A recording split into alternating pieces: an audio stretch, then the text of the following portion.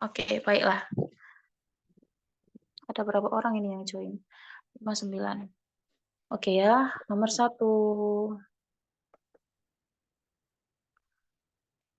Soal nomor 1. Ini kok mengganggu sih? Nah, soal nomor 1. Perawat melakukan pengkajian data di sebuah desa, didapatkan 35% masyarakat ternyata menderita hipertensi. 30% masih produktif, 10% kuliah TV. hipertensi, pernah mengalami stroke ringan. Kak, mic-nya tolong. Ini masih banyak mic yang nyala ya, tolong diperiksa masing-masing. Penduduk desa biasa makan dengan makanan yang asin, tinggi natrium, banyak pemilik warung menjual ikan asin dan laris di desa tersebut. Karakteristik masyarakat, 39% pendidikan tidak lulus SD, 80% bekerja sebagai petani. Mantuan mama. Putra orang dia. Putra TM. Bocor.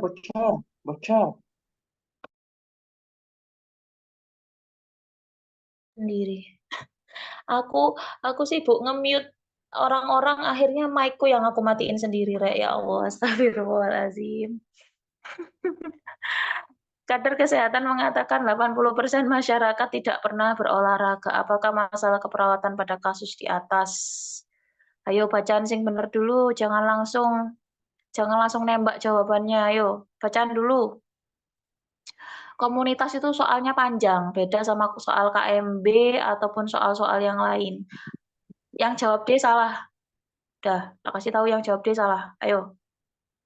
Bacaan lagi. Aku udah bilang berkali-kali, kalau baca jangan 1 kali tok, baca 2 kali atau bahkan 3 kali kalau memang waktunya masih ada. Ketidakefektifan manajemen kesehatan. Kok itu?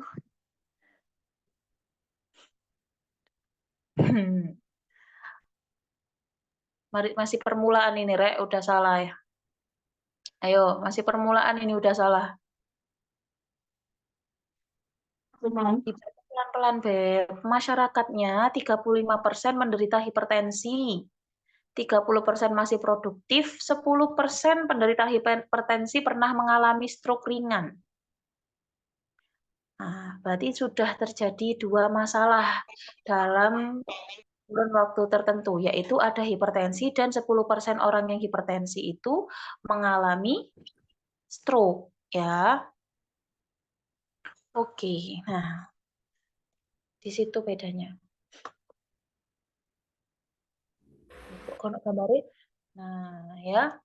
Jawabannya adalah A, di mana tadi ada 2 penyakit yang muncul. Teman-teman tolong di zoom, ini maksudnya diperbesar yang gambaran diagnosa defisit kesehatan komunitas. Di situ definisinya adalah terdapat masalah kesehatan atau faktor resiko yang dapat mengganggu kesejahteraan pada sebuah kelompok. Tadi ada masalahnya lebih dari 1, ataupun kalau semisal tidak ada masalah, apakah ada faktor resiko yang sekiranya bisa menimbulkan sebuah permasalahan di kemudian hari. Nah, itu juga bisa masuk ke defisit kesehatan komunitas. Kemudian kita lihat objektifnya. Objektifnya yang pertama terjadi masalah kesehatan ataupun ada faktor fisiologis atau psikologis yang menyebabkan anggota komunitas menjalani perawatan. Kalau mau ditambahin data minornya, data minor pada defisiensi kesehatan komunitas itu, semisal ini terjadi hipertensi. Nah, di situ belum ada, semisal belum ada senam lansia, atau di sana nggak ada posbindu, tidak bukan jauh ya, tidak ada program-program yang bisa mengatasi masalah hipertensi yang ada di lingkungan itu. Itu masuknya ke defisit Jessica tuh kesehatan dia belum belajar komunitas. sama sekali katanya. Ya Minta terserah tolong. dia mau ngacut tuntutan itu. Gimana caranya ya biar ada tulisan mic-nya tolong dimatikan gitu biar aku nggak ngomong berkali-kali. Ya, jadi jawabannya adalah defisit kesehatan komunitas. Oke. Bentar ya, tolong ya Rek yo, kalau baru masuk langsung otomatis lihatan mic-mu. Kalau mic-mu udah mati wes aman ya. Jangan dinyalakan. Nanti kasihan ini kalau di-record itu berisik sekali, oke? Kita lanjut ya. Nah. Oke. Soal nomor 2, data pengkajian di sebuah desa tadi, ini hampir sama dengan soal yang pertama, cuma pertanyaannya beda. Menunjukkan 35% masyarakat terkena hipertensi, 20% berusia produktif, 5% penderita stroke ringan, masyarakat di desa sudah biasa makanan tinggi natrium seperti ikan asin dan telur asin, masyarakat belum pernah mendengar informasi ataupun penyuluhan tentang kesehatan. Apakah topik penyuluhan yang tepat pada kasus tersebut? Apakah pola makan yang sehat di masyarakat, penurunan BB, pembatasan konsumsi alkohol pada hipertensi, pengurangan konsumsi natrium, ataukah hipertensi? Nggak apa-apa, Kak. Nggak apa-apa. Yuk, yang lain yang baru masuk ini. Siapa ini? Ada yang mau tak angkat jadi co-host, Tarek. Nanti kamu yang bagian mati-matiin ini ya. Matiin mic yang bunyi. Aduh. Jawabannya apa, yo? Jawabannya apa? Yang lain yang belum jawab? Yang lain yang belum jawab, ayo. Gampang ya. Jadi kata kuncinya di sini gimana, Kak, kalau nyari dia itu topik yang paling tepat untuk dilakukan, teman-teman lihat di sini permasalahannya apa ya. Oke, aku buka jawabannya. Nah, tadi masyarakatnya itu kan terkena hipertensi ya. 35, Kak. Terkena hipertensi, kemudian sudah biasa makan makanan tinggi natrium seperti ikan asin dan telur asin. Kemudian di soal juga dikatakan mereka itu belum mendengar informasi ataupun penyuluhan tentang kesehatan. Berarti kan memang mereka melakukan hal tersebut dikarenakan adanya kurang pengetahuan akibat minim informasi tadi. Makanya dilakukan penyuluhan kesehatan. Nah, penyuluhan kesehatannya, teman-teman milihnya itu harus relate dengan permasalahan yang ada di lingkungan tadi ya. Masalahnya adalah mereka suka makan makanan yang asin, ya, seperti ikan dan telur asin. Maka topik penyuluhan yang paling tepat adalah pengurangan konsumsi natrium pada penderita hipertensi. Jadi kita jelaskan, nah, makan ikan asin itu efeknya apa, terus garam itu gimana cara cara naikin ke darah tingginya seperti apa, tapi dengan bahasa-bahasa yang simpel biar mereka tuh paham, dengan harapan nanti setelah kamu jelaskan, mereka bisa berubah pengetahuannya, perilakunya juga bisa berubah, kayak gitu ya. Jadi jawabannya adalah D. Oke, kita lanjut ya. Nomor 3, data dari pengkajian di dalam sebuah kelurahan menunjukkan 30% masyarakat terkena hipertensi, 25% berusia produktif, 10% masyarakat meminum alkohol dalam kesehariannya. Masyarakat juga biasa makan makanan tinggi natrium seperti ikan asin, perawat melakukan implementasi keperawatan dengan cara memberikan penyuluhan kesehatan pada penderita hipertensi. Apakah evaluasi sumatifnya? Evaluasi sumatifnya apa, teman-teman? Evaluasi sumatifnya. Ya, pada soal nomor 3 ini evaluasi jangka panjang setelah kamu lakukan berbagai macam kegiatan, salah satunya adalah penyuluhan kesehatan, kira-kira harapannya apa? Ada yang mau masih jawab lagi atau sudah? Nanti tak geser langsung. Ayo, yang belum jawab, ini ada berapa orang yang join? 111, yang jawab cuma 30-an. Ayo, yang lain kemana? Ayo, Kak Popore ikut jawab ya. Salah itu sudah lumrah karena proses belajar. Nggak apa-apa, ayo. Oke, jadi bedanya apa sih, Kak? Evaluasi sumatif sama evaluasi formatif. Nah, evaluasi sumatif dan formatif itu bedanya di sini, Kak, ya. Evaluasi 35 sayang. Evaluasi formatif itu evaluasi jangka pendek di mana dilakukan sesaat setelah dilakukan tindakan. Contohnya tadi pasiennya itu dilakukan penyuluhan kesehatan. Evaluasi formatifnya apa? Ketika sudah diberikan penyuluhan kesehatan. Boleh ditulis di kolom komentar kalau evaluasi formatif setelah diberikan Menkes itu apa? Adanya apa? Ayo, ada yang tahu evaluasi formatif setelah diberikan Menkes? Halo? Apa? Ada yang tahu evaluasi formatifnya? Paham. Pasiennya memahami nurse, ya, adanya peningkatan pengetahuan dibuktikan dengan pasien bisa memahami, memperagakan, atau mengucapkan kembali apa yang sudah kita ajarkan. Intinya pengetahuannya meningkat ya, itu formatif itu. Kalau sumatif itu evaluasi jangka panjang yang dilakukan biasanya di akhir sesi program dan prosesnya tuh lama, nggak cuma penkes tok ya, nggak cuma penkes tok. Biasanya banyak sekali intervensi-intervensi yang dilakukan, baru nanti dievaluasi di akhir sesi, kira-kira apa nih? Nah, evaluasi sumatif itu berdasarkan dari masalah yang terjadi sebelumnya. Nah, ini teman-teman harus lihat di sini masalahnya apa yang banyak. Di sini masalah yang banyak adalah terkena hipertensi. Makanya dilakukan intervensi salah satunya penyuluhan kesehatan. Tujuannya apa? Tujuan untuk formatifnya tadi agar pengetahuan mereka meningkat dengan harapan merubah perilaku dan kebiasaannya. Setelah itu nanti mungkin di akhir bulan kita lihat kejadian hipertensinya bisa menurun ataupun yang kena hipertensi tekanan darahnya bisa terkontrol. Evaluasi sumatif.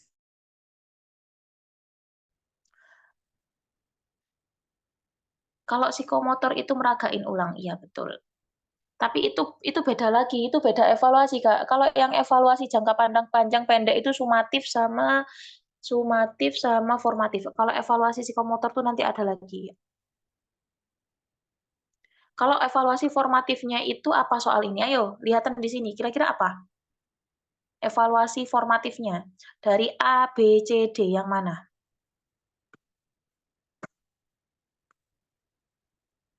Apa ayo? Kira-kira apa?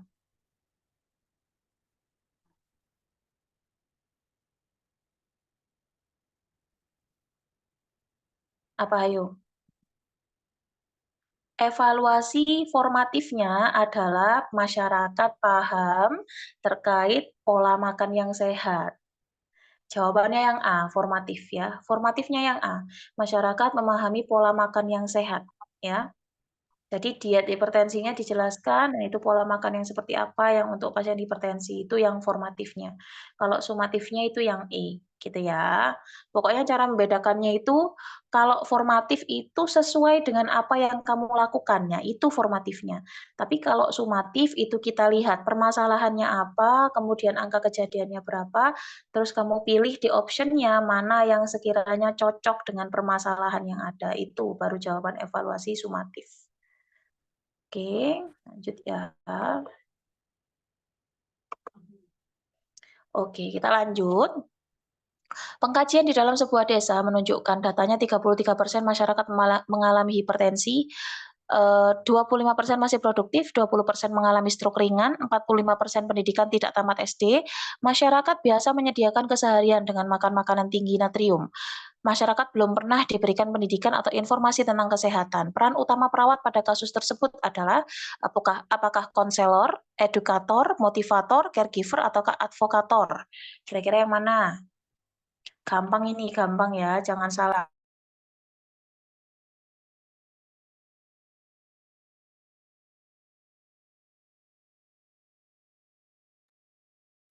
Ayo, yang mana jawabannya? Gampang ya, Beb. Jadi pada kasus ini itu masyarakatnya mengalami defisit pengetahuan terkait apa? Terkait makan makanan yang sehat atau pola makan yang tepat untuk pasien-pasien dengan hipertensi. Nah, kalau sudah terjadi seperti ini, otomatis yang kita lakukan adalah melakukan edukasi. Maka peran kita sebagai edukator ya. Oke, nah di sini ada konselor, ada motivator, ada caregiver, kalau konselor itu lebih ke konsultasi. Jadi konsultasi itu kalau dilihat dari populasinya, itu biasanya person to person. Jadi hanya kayak aku dengan pasien satu, itu aja, itu konselor ya. Konsultasi itu lebih kayak mendalam. Apa ya namanya, private ya, kayak private itu konselor. Jadi mereka melakukan konsultasi terkait permasalahan dia kepada perawat, itu konselor. Dan perawat memberikan solusi dari masalah tersebut, itu konselor.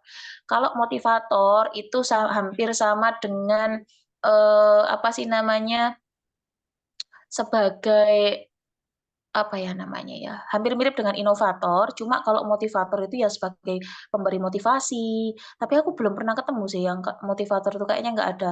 Tapi kalau dari kata-katanya aja motivator ya berarti dia memberikan motivasi, memberikan dukungan, memberikan semangat kepada masyarakatnya. Ya, motivator seminar. Kemudian kalau caregiver, caregiver itu pelayanan secara langsung ataupun secara tidak langsung. Pelayanan secara langsung itu ya kamu kalau semisal ada pasienmu ada luka, ya kamu rawat lukanya. Kalau semisal dia ada stroke, pasien pakai NGT, kamu bantu untuk melakukan masukan makanan lewat NGT, itu caregiver. Kalau advokat sudah pasti dia itu membela hak-hak pasiennya, itu advokat. Contohnya kalau pasiennya nggak punya BPJS karena tidak diberikan oleh pihak desa, ya kita yang minta ke pihak desa mengusulkan agar diberikan BPJS. Atau semisal harusnya dia mendapatkan sumbangan bantuan uang setiap bulan karena nggak punya, karena nggak didaftar. Nah, itu kita juga bisa untuk mengajukan agar dia mendapatkan bantuan tersebut. Itu namanya advokat. Bentuknya advokat itu banyak yang pada intinya itu membela hak-hak dari klien atau pasienmu. Ya, mana tadi? Oke, kita lanjut ya. Nomor 5, nah ini yang agak susah. Terus kemarin-kemarin yang udah pernah belajar komunitas bareng aku, kan aku kemarin bilang bina suasana belum ada, ternyata aku menemukan bina suasana itu apa. Kita lanjut ya, nanti tak kasih tahu. Umi caregiver tadi melakukan seperti apa? Melakukan perawatan secara langsung, Kak. Membantu untuk rawat luka.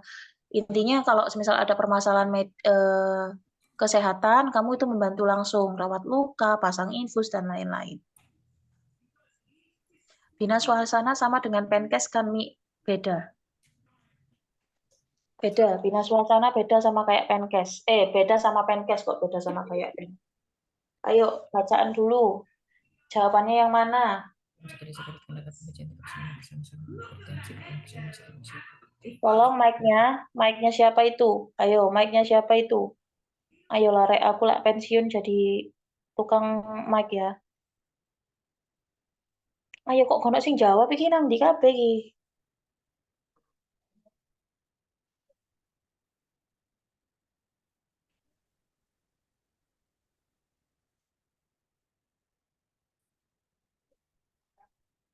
Ayo, yang mana jawabannya?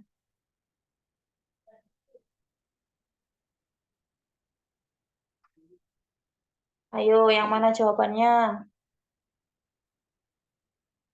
Ayo, yang mana jawabannya? Yang belum jawab, ayo jawab dulu. Yang belum jawab, jawab dulu. Yang belum jawab, jawab dulu.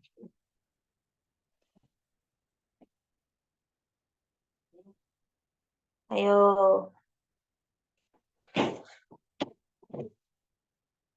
Ayo. Yakin sudah A? Yakin A? Ayo. Ayo, Rek. Dibaca lagi, dibaca lagi. Dibaca lagi.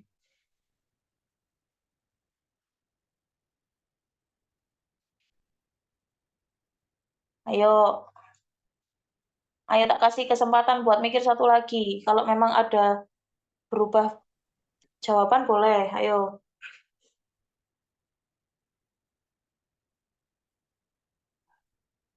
Sudah ketemu?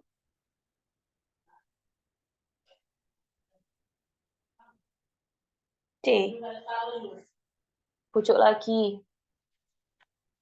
Aku bukakan PPT-nya langsung aja ya. Sik, nanti kalau minta dijelasin ini apa, tak bukakan PPT-nya. Sik, bentar. Ini kita jawab dulu dari ini.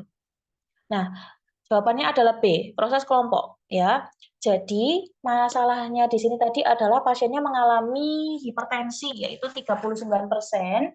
Kemudian kader ngomong kalau di sini tuh belum ada program, Kak ya. Belum ada program seperti senam lansia di mana yang paling tepat adalah proses kelompok. Nah, proses kelompok itu apa sih, Kak? Proses kelompok itu adalah sebuah bentuk intervensi keperawatan komunitas dengan melibatkan peran serta aktif masyarakat melalui pembentukan kelompok pada orang-orang yang memiliki masalah kesehatan yang sama. Jadi, kelompok tersebut itu untuk orang-orang yang mengalami masalah kesehatan yang sama. Contohnya ini lansianya tadi masalahnya hipertensi. Nah, anggota senam sehat lansia itu diutamakan orang yang kena hipertensi. Contohnya lagi kelompok, misal kelompok ibu-ibu dengan kanker rahim. Nah, kenapa sih Kak kok punya penyakit kok malah dikelompok-kelompokkan, bukannya malah tambah sedih, minder, bukan. Adanya kelompok seperti ini itu sebagai tempat untuk sharing yang pertama, kemudian saling menguatkan, saling mengingatkan. Itu fungsinya ada proses kelompok. Kemudian yang lainnya ini ada di materi, bentar tak buka no ya. Sik ya, sabar ya. Sinyalnya kayak bentar.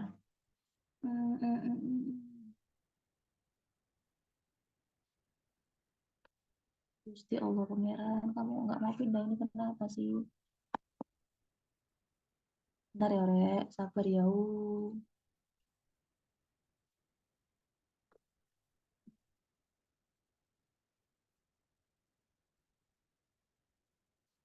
Nah, nih ya. Fokus kegiatan keperawatan komunitas atau strategi pemecahan masalahnya. Yang pertama itu proses kelompok, di mana proses kelompok itu bentuk intervensi keperawatan komunitas dengan melibatkan peran serta aktif masyarakat melalui pembentukan kelompoknya. Ya, tadi proses kelompok itu biasanya kita lakukan pada orang-orang yang memiliki masalah kesehatan yang sama. Kata kuncinya di situ. Tujuannya untuk berbagi informasi, saling membantu, kemudian membangun harapan yang sudah pupus ya. Bukan berarti kanker itu harus hidup dengan sengsara, bukan. Tapi ada beberapa orang yang kena kanker bisa menikmati hidupnya. Nah, itu dimasukkan ke grup biar nanti saling sharing. Itu namanya proses kelompok.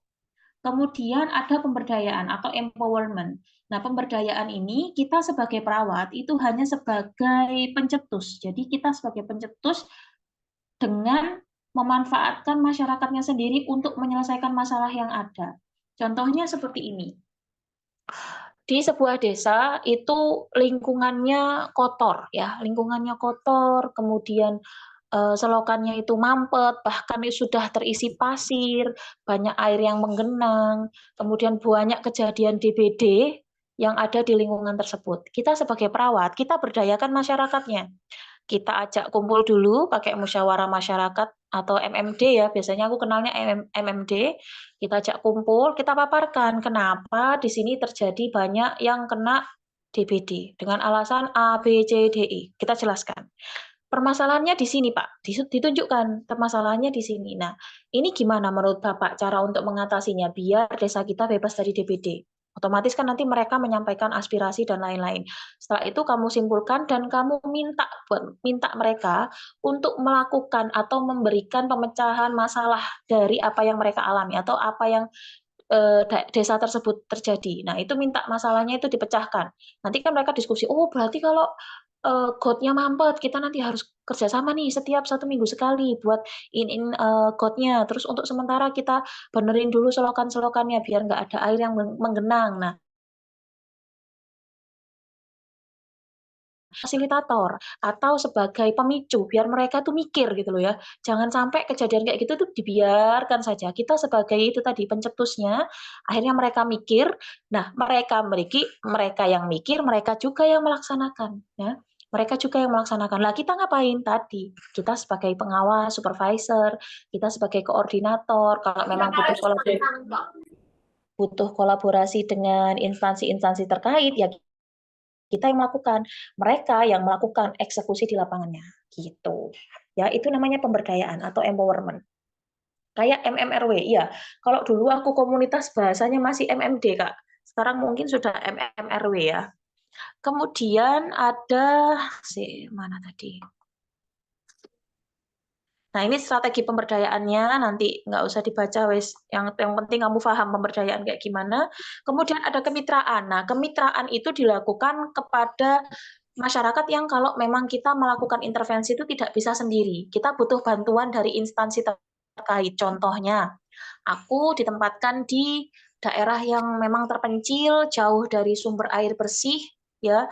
Terus aku ini mau bikin sumur, tapi Cita ini nggak punya duit.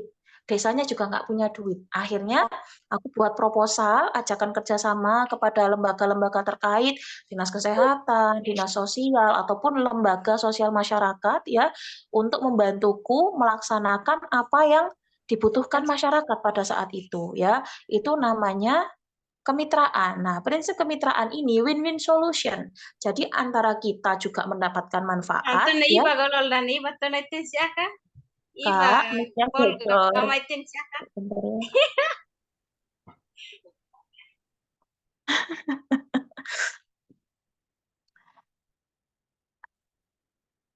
Oke. Oke ya. Jadi win-win solution. Aku untung, dia untung. Nah, untungnya di aku kan sumurnya bisa terbangun. Untungnya di mereka apa? Untungnya di mereka adalah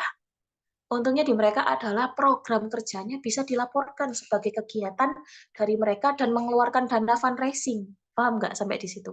Perusahaan-perusahaan besar, Dinkes, instansi-instansi terkait itu punya dana fundraising yang memang harus dikeluarkan. Dan mereka tuh kadang-kadang kebingungan untuk mengeluarkan dana tersebut. Makanya mereka butuh seperti kita ini perawat komunitas untuk ngajak kolaborasi. Yang penting ada kebermanfaatan sama-sama dan tidak saling merugikan. Itu kemitraan. Berarti kayak dana 17 Agustus ya Kak ke perusahaan itu bisa. Itu juga bisa salah satunya kemitraan. Kemudian prinsip kemitraan itu apa sih Kak? Adanya kesetaraan. Jadi dari bermitra itu tidak ada yang jadi bos, tidak ada yang jadi bawahan. Sama-sama, karena kita sama-sama saling butuh. Kemudian ada keterbukaan. Keterbukaan itu apa sih, Kak? Jadi kita habisnya semisal habis 10 juta, ya habis 10 juta, Rek. Jangan di markup ataupun yang lainnya. Terus sama-sama tahu. Kemudian program kerjanya sudah sampai mana, itu sama-sama tahu progresnya. Itu namanya keterbukaan.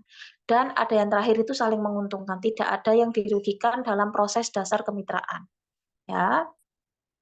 Kemudian ada pendidikan kesehatan. Ini nggak usah tak jelasin ya. Intinya pendidikan kesehatan itu dilakukan kalau masyarakatmu mengalami defisit pengetahuan, kurang pengetahuan, tidak terpapar informasi, otomatis strategi yang kamu lakukan harus pendidikan kesehatan. Ya. Kemudian, nah ini pendidikan kesehatan itu ada primer, bisa masuk ke pencegahan primer, sekunder, dan tersier. Kalau primer itu pendidikan kesehatan dalam tahap untuk menurunkan resiko. Kalau yang sekunder itu untuk screening dan tata laksana gejala yang sudah muncul. Kalau tersier itu untuk optimalisasi fungsi, ya. Jadi sudah sakit, kita optimalkan lagi fungsi tubuhnya agar bisa beraktivitas seperti semula. Itu di tersier. Kemudian, oh kok turun tak masuk di sini ya? Oh, di sini berarti ada bina suasana. Kayaknya tadi belum tak masukkan, ya Allah, astagfirullahaladzim. Bentar. Kemudian ada bina suasana. Buka di sini. Di drive-ku. Ya, tunggu ya. Belum tak buka komunitas. Review materi komunitas. Sebentar ya, Rek.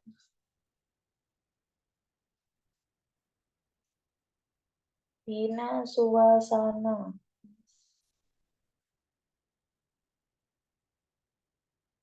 Sebentar. Mana tadi ya? Oh, nggak kesimpan ternyata. Allah.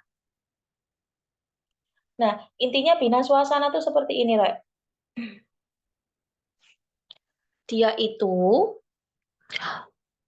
menunjukkan atau mengajak masyarakat untuk mengikuti program-program kesehatan dengan baik.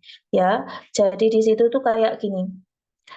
Kita menunjukkan bahwa program pelaksanaan kesehatan seperti Posyandu ataupun Posbindu itu harus dilakukan. Nah, alasannya apa? Itu bina suasana. Iya, hampir mirip dengan Penkes, tapi kalau bina suasana itu mengajak masyarakat itu agar tetap melakukan tindakan-tindakan yang adaptif atau melakukan pengobatan secara berkelanjutan. Itu bina suasana. Nanti ada contoh soalnya ya, biar kalian nggak bingung. Ini aku mohon maaf sekali kok nggak kemasukan, terus aku mau tak ganti kok Anyon.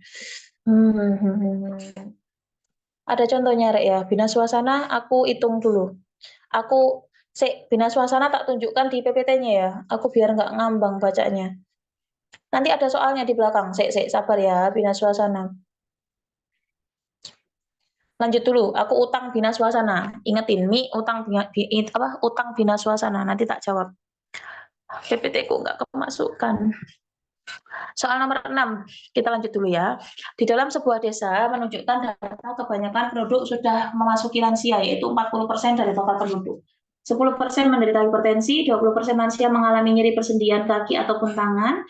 Penduduk terbiasa mengkonsumsi makanan yang tinggi natrium, tingkat pendidikan masyarakat menunjukkan 30% tidak lulus SD, 5% lansia juga mengeluh nyeri tulang belakang, serta 5% lansia yang selalu rutin pemeriksaan kesehatan ke posyandu lansia setiap bulan. Kader posyandu lansia mengatakan kebanyakan lansia di desa tersebut sangat jarang periksa kesehatan di posyandu. Kemudian, apakah pengkajian lanjutan, apakah pola makan masyarakat di wilayah tersebut, tingkat pendidikan terakhir lansia, perilaku sehat lansia, jarak tempat layanan, ataukah dukungan keluarga? Kira-kira yang mana? Review. Oh, ini loh, Rek, ya Allah. Ini Rek, aku ketemu. Habis ini aja tak bahas ya. Sebel deh. Oke, bentar. Ayo jawaban Rek itu, sambil tak buka PPT ini bina suasana.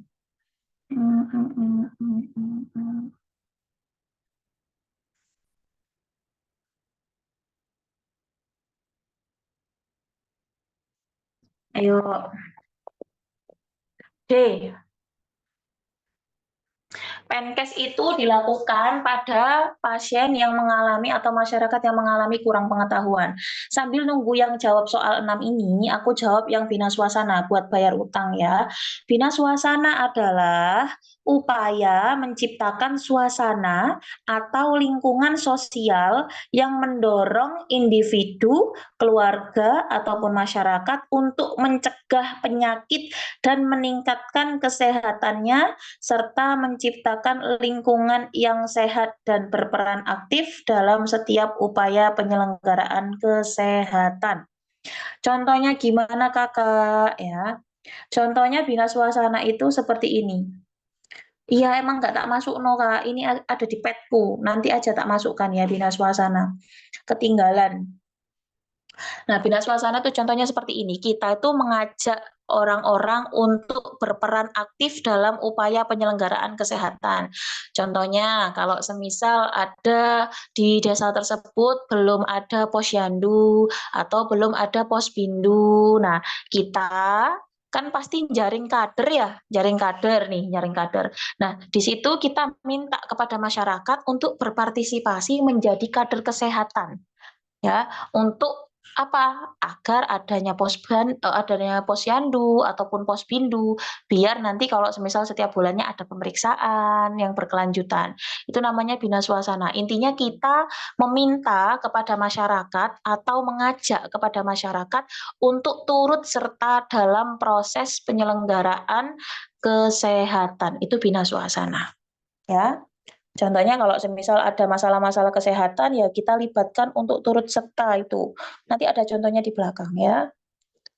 Ini jawabannya apa? Jawabannya adalah, karena sudah terlihat di sini tuh hanya 5% lansia yang memeriksakan kesehatannya ke posyandu, kan sangat kecil sekali ya prosentasenya ya. Mirip proses kelompok ya. Iya Kak, mirip proses kelompok. Nanti lihatin di contohnya aja ya, biar tahu bedanya. Aku juga lupa di nomor berapa, kayaknya di akhir-akhir di bina suasana itu. Nah, di sini kita lihatnya masalahnya adalah 5% lansia yang selalu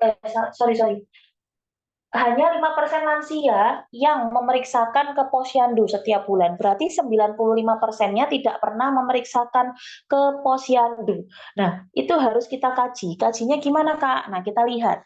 Apakah pola makan masyarakat di wilayah tersebut berpengaruh kepada masalah yang ada? Tidak, ya.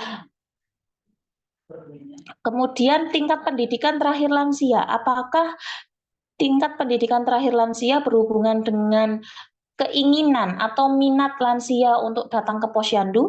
Nah, kemudian perilaku sehat lansia. Apakah perilaku sehat lansia itu bisa berpengaruh ke sana? Bisa saja ya. Jadi masih 50% ini. Bisa saja. Kemudian dukungan keluarga atau masyarakat pada lansia? Bisa saja. Kemudian jarak tempat layanan kesehatan. Nah, biasanya ya, biasanya lansia itu kan tidak sesehat kita ya, tidak sesehat yang masih muda seperti kita. Untuk mengakses apa ya namanya ya, tempat-tempat fasiankes yang jauh, dia membutuhkan bantuan orang lain. Ya, terutama kalau semisal jauh, kalau dia nggak bisa naik motor sendiri, pasti minta tolong sama anaknya. Anaknya nggak bisa ya nggak berangkat. Ya, di sini dilihat tadi ya, 10% lansia menderita hipertensi, terus ada yang mengalami nyeri persendian lagi masalahnya juga. Kemudian nih, Kader Posyandu Lansia mengatakan kebanyakan lansia di desa tersebut sangat jarang periksa kesehatan di Posyandu. Dapat disimpulkan pada kondisi tersebut lumayan banyak, bukan lumayan banyak lagi, tapi 95% lansia tidak melakukan pemeriksaan ke Posyandu. Nah, ini yang harus dikaji lebih jauh adalah yang pertama biasanya itu tempatnya dulu. Apakah Posyandu itu diselenggarakan di tengah-tengah? Kalau di tengah-tengah mungkin mereka masih bisa mengakses, tapi ada beberapa yang kadang lebih cenderung ke satu titik, jadi yang sana jauh sekali, yang sini deket. Bisa jadi 5% yang datang itu yang rumahnya deket sama posyandu, atau bahkan yang ditempatin posyandu. Tapi yang 95% rata-rata mungkin yang jauh. Karena jauh tidaknya itu juga menentukan minat seseorang untuk datang ke fasiankes ya. Contoh, nggak usah lansia, kita aja yang sehat nih ya, kalau batuk pilek sedikit, kalau mau ke rumah sakit jauh, ke klinik jauh, mending kita beli Mixagrip di warung daripada ke sana. Ya enggak? Karena apa? Kita ya perhitungan di jalannya gimana, nanti sama siapa dan lain-lain. Apalagi kalau sudah lansia yang mengalami penurunan fungsi, terus ada hipertensi, ada yang mengalami nyeri sendi juga. Jadi itu tadi yang harus dikaji lebih jauh adalah jaraknya dulu. Kalau memang jaraknya jauh, ya kita harus punya solusi. Kira-kira kalau jaraknya jauh dari rumahnya lansia, kira-kira teman-teman solusinya apa? Diboncengin satu-satu lansianya dari rumah ke posyandu. Solusinya apa? Solusinya apa? Kalau permasalahannya ternyata gara-gara jaraknya jauh. Nakes ke masyarakat, Mas. Kalau nakesnya cuma 2 dalam satu RW, cuma 2 biji, 2 entil, ya nggak ada lagi. Kemitraannya sama siapa, Beb? Melakukan kunjungan rumah, nakesnya cuma 2. Kira-kira kalau nakesnya cuma 2, lansianya ada 100, sebulan itu dia kunjungan berapa rumah? Kader nurse. Oke, kader boleh masih masuk. Minta bantuan kadernya disuruh ngapain? Nah, ini salah satu fungsi seorang perawat sebagai advokat, Rek. Sebagai advokat. Ya, kenapa? Kita harus bisa mengusulkan kepada puskesmas yang menaungi kita. Semisal kita ngomong ke kepala puskesmasnya atau ke petugas puskesmasnya yang lain, Kak, ini kayaknya nggak bisa kalau posyandu di RW ini itu satu tok, karena ini masyarakat lansianya banyak, jaraknya jauh-jauh rumahnya. Kalau cuma satu, ini sangat kurang. Bolehkah dijadwalkan posyandu lagi? Atau kita buat posyandu yang satu lagi, yang letaknya sentral ya, di sana ngakses bisa, di sini juga ngakses bisa. Jadi ada 2 atau ada 3 kalau perlu.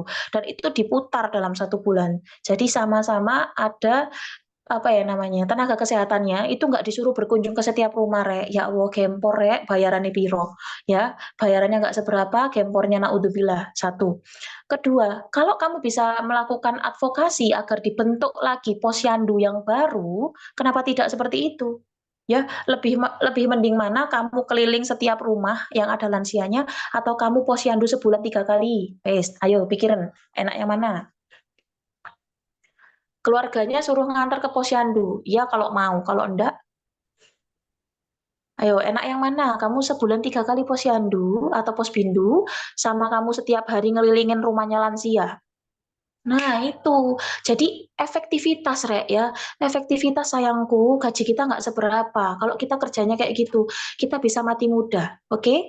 Lebih baik kita advokasi untuk membentukkan posyandu yang baru, ya. Yang penting yang sana bisa ngakses, sana enak, sini juga enak ya, sama-sama. Jadi sama-sama mereka dapat pelayanan kesehatan yang terjangkau letaknya dan kita juga nggak kesusahan buat merawat masyarakat kita. Nah, gitu. Kalau memang ada terkendala jarak, ya. Oke. Jadi kita harus efektivitas dari segi tenaga, uang dan lain-lain sebagai perawat. Oke. Lanjut, Yau. Itu nanti ada contohnya deh kalau nggak salah, ada contoh soalnya. Dan jawabannya itu juga. Nanti kalau salah tak sentil kuping ya. Udah tak kasih tahu jawabannya. Nomor 7. Hasil pengkajian yang dilakukan di sebuah sekolah didapatkan hasil angka absensi karena sakitnya 37%, 63% siswa tidak cuci tangan menggunakan sabun. Dibaca tidak cuci tangan menggunakan sabun. Pertumbuhan siswa tidak sesuai dengan golongan usia ada 44%, 83% siswa tidak mengkonsumsi buah dan sayur, kemudian 42% siswa tidak melakukan aktivitas fisik. Hasil pengamatan 20% siswa membeli jajanan tidak sehat. Apa intervensi keperawatan yang tepat pada kasus tersebut? Apakah membentuk dokter kecil, mengadakan senam massal, mengadakan demonstrasi cuci tangan pakai sabun, membangun sarana cuci tangan, ataukah memberikan pendidikan kesehatan jajanan yang sehat? Caranya seperti apa, Kak, menentukan intervensi yang tepat pada kasus seperti ini? Mau tahu? Ya, ayo yang lain jawab dulu. Yang lain jawab dulu. Jadi ada 63% siswa tidak mencuci tangan menggunakan sabun. Itu dipersepsikan mereka cuci tangan tapi pakai air mengalir saja. Sementara bakteri yang ada di tangan itu bisa hilang maksimal jika menggunakan antiseptik yang dari sabun, ya. Terus gimana, Kak, caranya menentukan? Kan di sini sama semua ini materinya, udah dikeluarkan. Kok di materinya? Intervensinya kan ada yang sesuai nih, pendidikan jajanan kesehatan, kemudian demonstrasi cuci tangan juga ada masalahnya di situ. Kemudian senam massal juga bisa karena banyak yang tidak melakukan aktivitas fisik. Terus clue-nya seperti apa? Ada yang tahu? Kenapa teman-teman menentukan CTPS sebagai intervensi yang tepat? Clue-nya apa? Dilihat dari mana? Ayo, dilihat dari mana? Ayo, dilihat dari mana?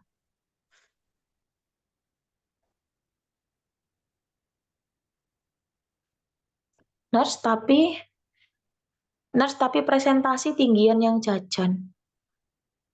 Jajannya cuma 20% sayang. Yang paling gede itu ya cuci tangan tadi loh. Nah, bukan. Lihatnya adalah nih ya. Ini adalah tips dan triknya ya. Tips adalah pilih prosentase angka kejadian yang paling tinggi lalu berikan intervensi. 1. Di situ dilihat angka kejadian sakitnya 37%, 63% siswa tidak cuci tangan tadi, terus pertumbuhan tidak sesuai itu 44%, 83% tidak mengkonsumsi buah dan sayur. Kenapa kok nggak yang kuning, Kak, yang kamu intervensi? Lah wong di pilihannya nggak ada, mau diintervensi apa wong jawabannya nggak ada. Makanya kita kesampingkan yang warna kuning, yang aku blok kuning kita kesampingkan, kita cari option kedua, karena yang kuning tidak ada jawabannya di pilihan ganda. Makanya kita atasi dia yang nggak cuci tangan pakai sabun. Dengan cara apa? Dengan cara kita demonstrasikan, adik-adik sayangku semuanya, kalau cuci tangan harus pakai sabun. Caranya seperti ini. Nah, kenapa harus pakai sabun? Kasih gambar tuh kuman yang ada di tangan dengan air mengalir sama yang pakai sabun. Jadi mereka lebih paham. Oh, ternyata pakai sabun tuh fungsinya itu gitu. Nanti lama-kelamaan diharapkan pola perilaku kesehatannya bisa berubah, akhirnya angka kesakitannya bisa turun gitu. Dari sini paham? Ya, triknya kalau teman-teman menentukan mana yang harus diintervensi, cari mana yang prosentasi paling tinggi, kaitkan dengan option jawabannya. Kalau memang tidak ada, cari angka yang apa sih namanya?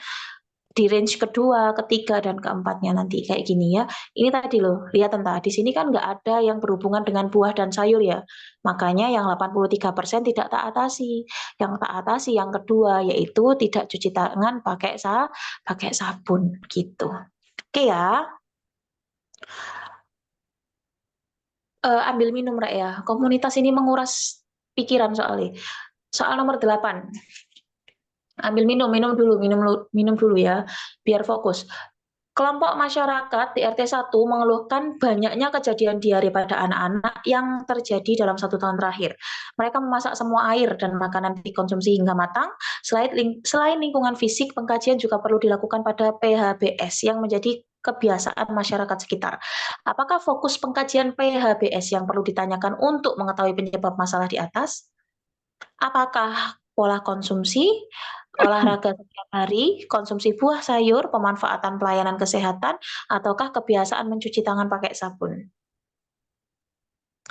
Kak Fuadi, itu bukan perilaku kesehatan cenderung beresiko sih, Kak. Soalnya di situ tadi meningkatnya absensi itu dicurigai meningkatnya absensi gara-gara sakit ya.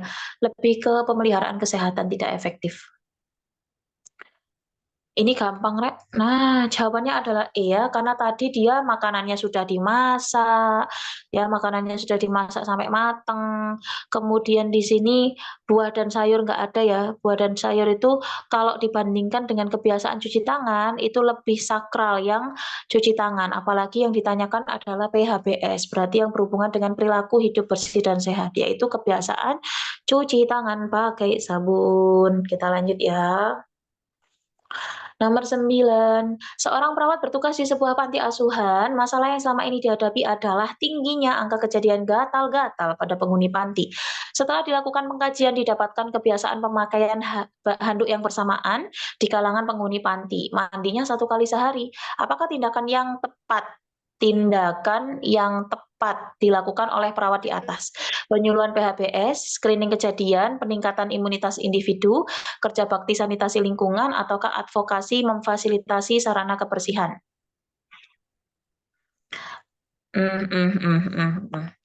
Iso milih iku. Tindakan yang tepat. Ayo ya, teman-teman kalau baca soal tindakan yang tepat, ingat-ingatan suaraku. Tindakan yang tepat ya. Tindakan yang tepat. Tindakan yang tepat itu kalau kamu lakukan menyelesaikan masalah. Tapi kalau tindakan prioritas itu yang harus kamu lakukan pertama kali. Apakah dengan memberikan handuk sendiri-sendiri bisa menyelesaikan masalah gatal-gatal?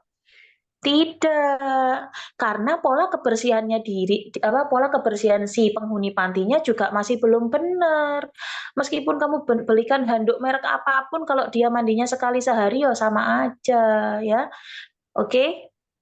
Jadi yang harus dilakukan apa, Kak? Tindakan yang paling tepat. Oke, kita lihat. Nah, gatal-gatal pada penghuni panti setelah dilakukan pengkajian didapatkan kebiasaan pemakaian bersamaan handuk di kalangan penghuni panti. Mandinya cuma sekali sehari ya.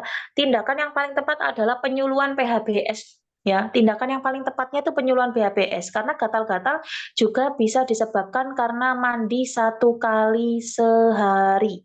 Nah, kalau advokasi memfasilitasi sarana kebersihan itu masuknya tindakan yang dilakukan pertama kali. Gitu ya. Ayo, ini ada temennya yang nanya, tindakan utama itu apa? Ayo, jawaban Rek. Tindakan prioritas itu yang harus dilakukan pertama kali, sayang. Ayo, tindakan utama apa, Rek? Jawaban. Tindakan utama, ayo ada yang tahu tindakan utama itu apa? Loh, menang kabeh. Tindakan tindakan utama itu apa? Ayo. Enggak, aku nanya itu enggak jahat kok, Rek. Ayo.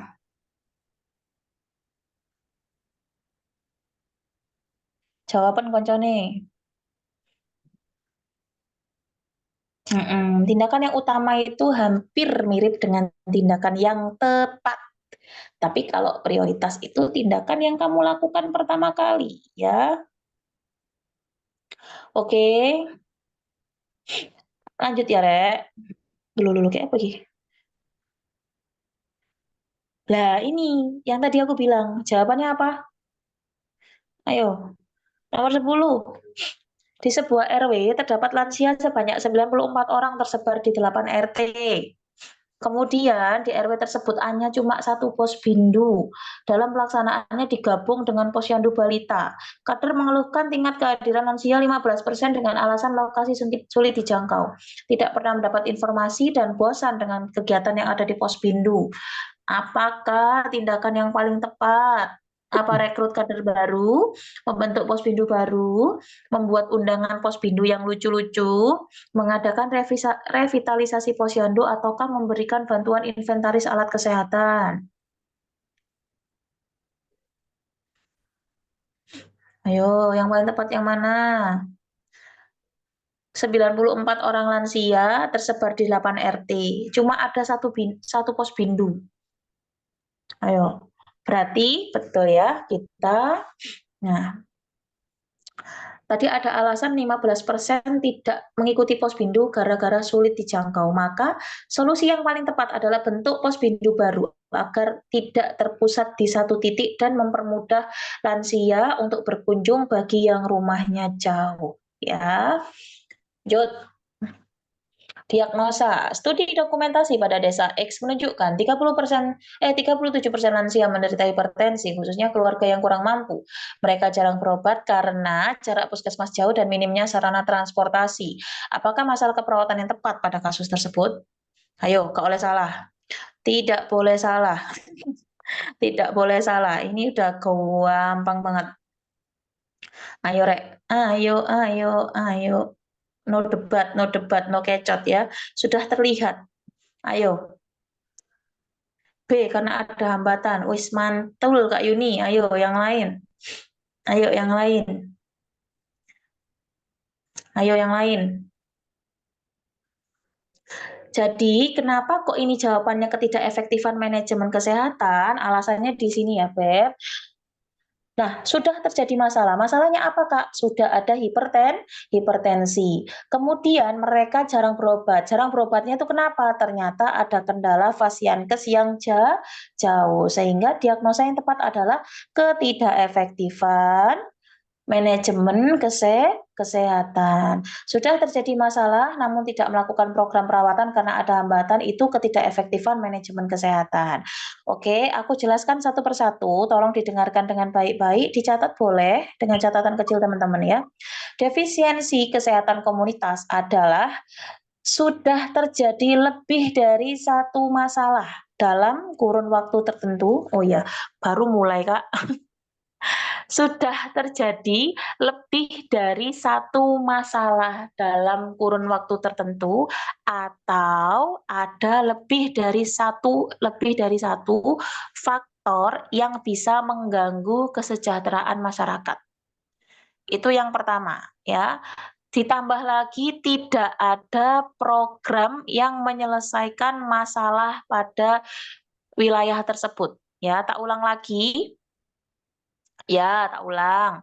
Defisiensi kesehatan komunitas adalah adanya lebih dari satu masalah atau faktor resiko yang menimbulkan gangguan kesejahteraan atau yang menimbulkan permasalahan, wis gitu.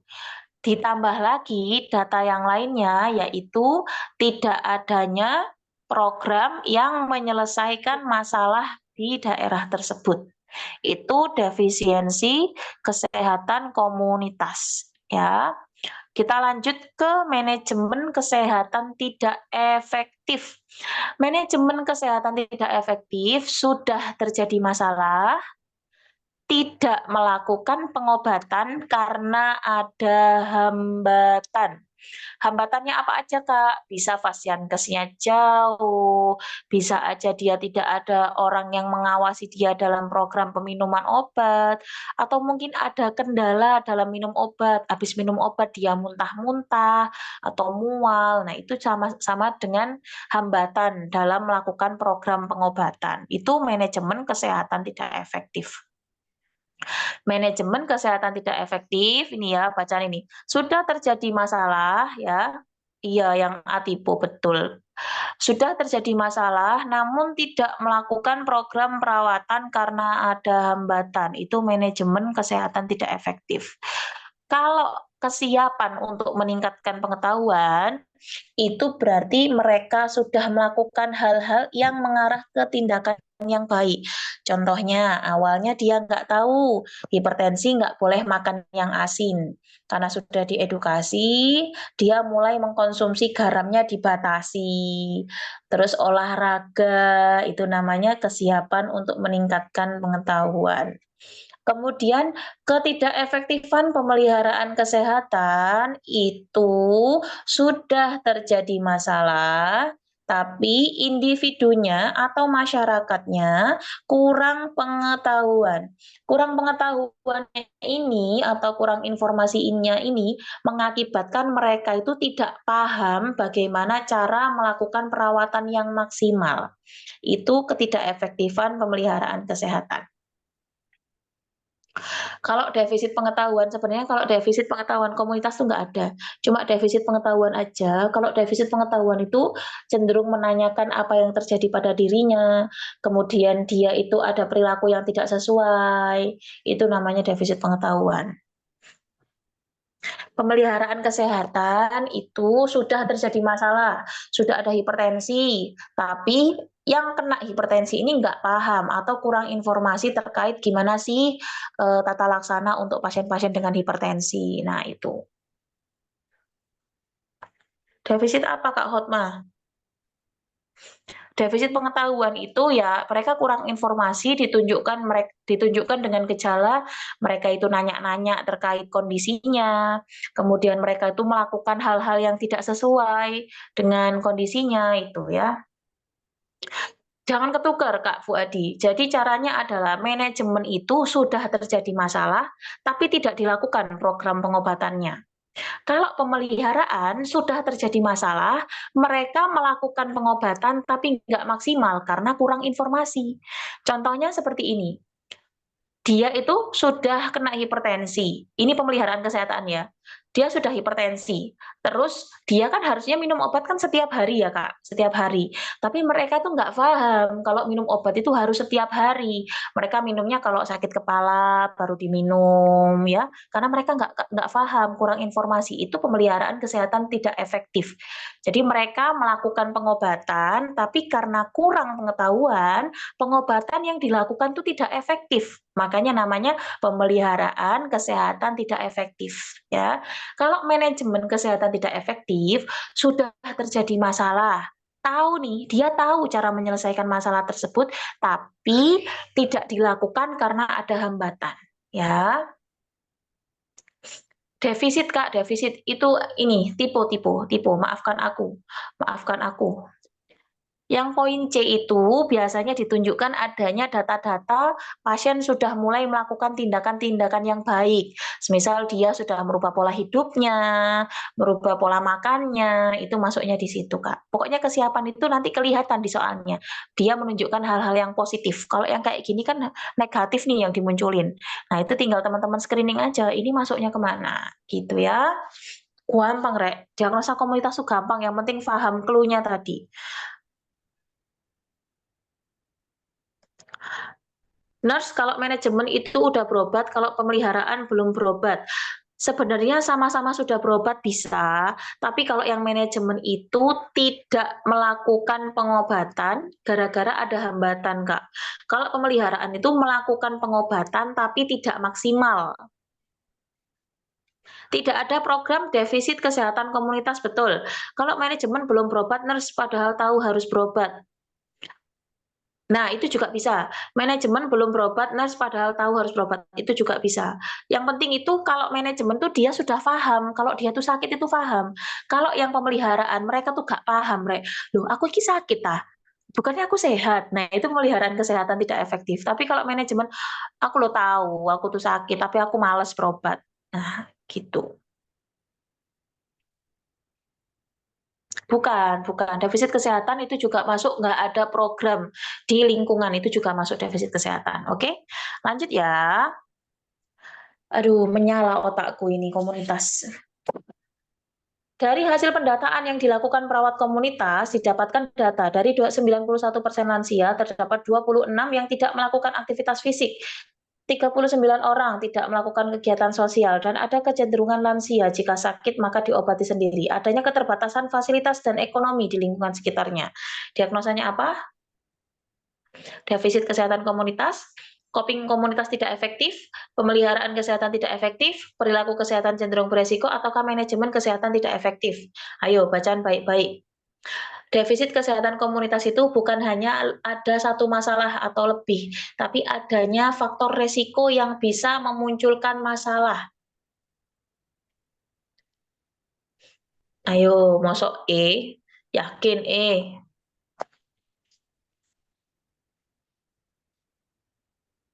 Datanya lebih banyak yang mana? A apa E? A apa E? Datanya lebih banyak yang mana?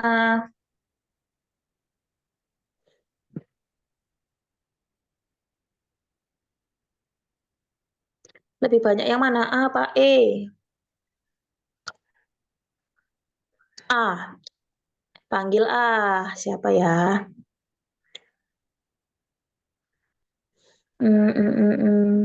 Kak Tanjung. Kak Tanjung Ratnasari. Kak, open mic, Kak. Kenapa Kakak pilih A?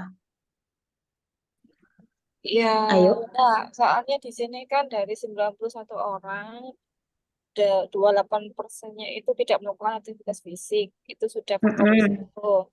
Terus yang Betul. 39 itu yang tidak melakukan kegiatan sosial pengajian.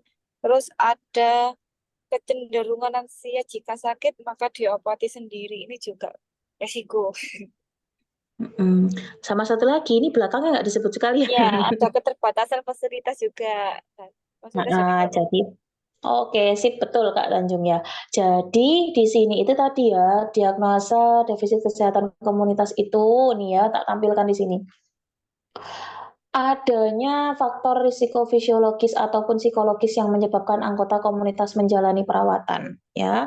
Lebih banyak yang mana? Lebih banyak yang A, ya, lebih banyak defisit kesehatan komunitas. Ini tidak melakukan aktivitas fisik. Kalau tidak melakukan aktivitas fisik, efeknya kemana? Bisa hipertensi, bisa DM, dan lain-lain. Kemudian ada kecenderungan jika lansia sakit, maka diobati sendiri.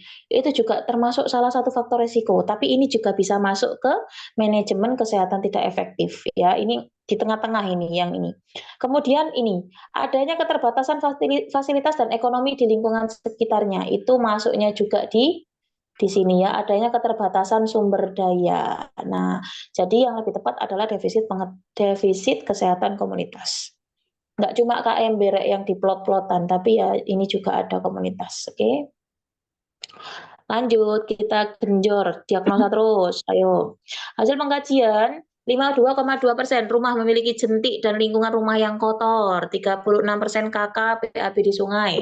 Banyak warga yang menderita penyakit, ditemukan ada warga yang menderita diare dan kerja bakti tidak pernah dilakukan, serta petugas puskesmas tidak pernah melakukan penyuluhan kesehatan tentang pentingnya kesehatan lingkungan. Ayo, diagnosa keberatan utamanya apa? Defisit kesehatan komunitas, pemeliharaan kesehatan tidak efektif, perilaku kesehatan cenderung beresiko, coping komunitas tidak efektif, ataukah manajemen kesehatan tidak efektif? Ayo, Mike siapa itu? Bentar ya. Oh, Pak Ari. Selamat bergabung, Pak Ari. Ayo, jawabannya apa? Ayo, jawabannya apa? Ding, ding, ding, ding, ding, ding, ding. Ayo. Ini sudah terlihat sekali, guys, ya. 52,2 memiliki jentik. Jentik itu berarti belum jadi nyamuk, masih bayinya atau cucunya nyamuk ya, belum jadi nyamuk. Kemudian lingkungan rumahnya kotor. Oke. 36% KK BAB di sungai. Terus ternyata sudah terjadi diare. Nah, ada diare ternyata. Kemudian tidak ada program yang diselenggarakan. Kerja bakti nggak ada, penyuluhannya nggak ada. Berarti sudah pasti ini di defisit kesehatan komunitas. Nah, ya, oke. Clear ya? Clear sampai sini? Sudah paham kah? Komunitas tidak efektif mana sih, Kak? Coping komunitas, Kak. Coping komunitas tidak efektif itu berhubungan dari pola penyelesaian masalah dari sebuah masyarakat. Contohnya seperti ini ya. Ini terjadi apa nih? Terjadi diare, ada jentik nyamuk, kemudian BAB-nya di sungai seperti ini. Mereka masih jentik tutup alias dia juga tetap di sungai. Itu namanya copingnya tidak salah seperti ini kan 3M plus puskesmasnya juga ngasih penyuluhan, harusnya seperti itu ya. Hilang suara. Halo. Masih hilang kah? Oh iya, wah paketanku habis ini kayaknya. Bentar ya. Masih hilang suara kah?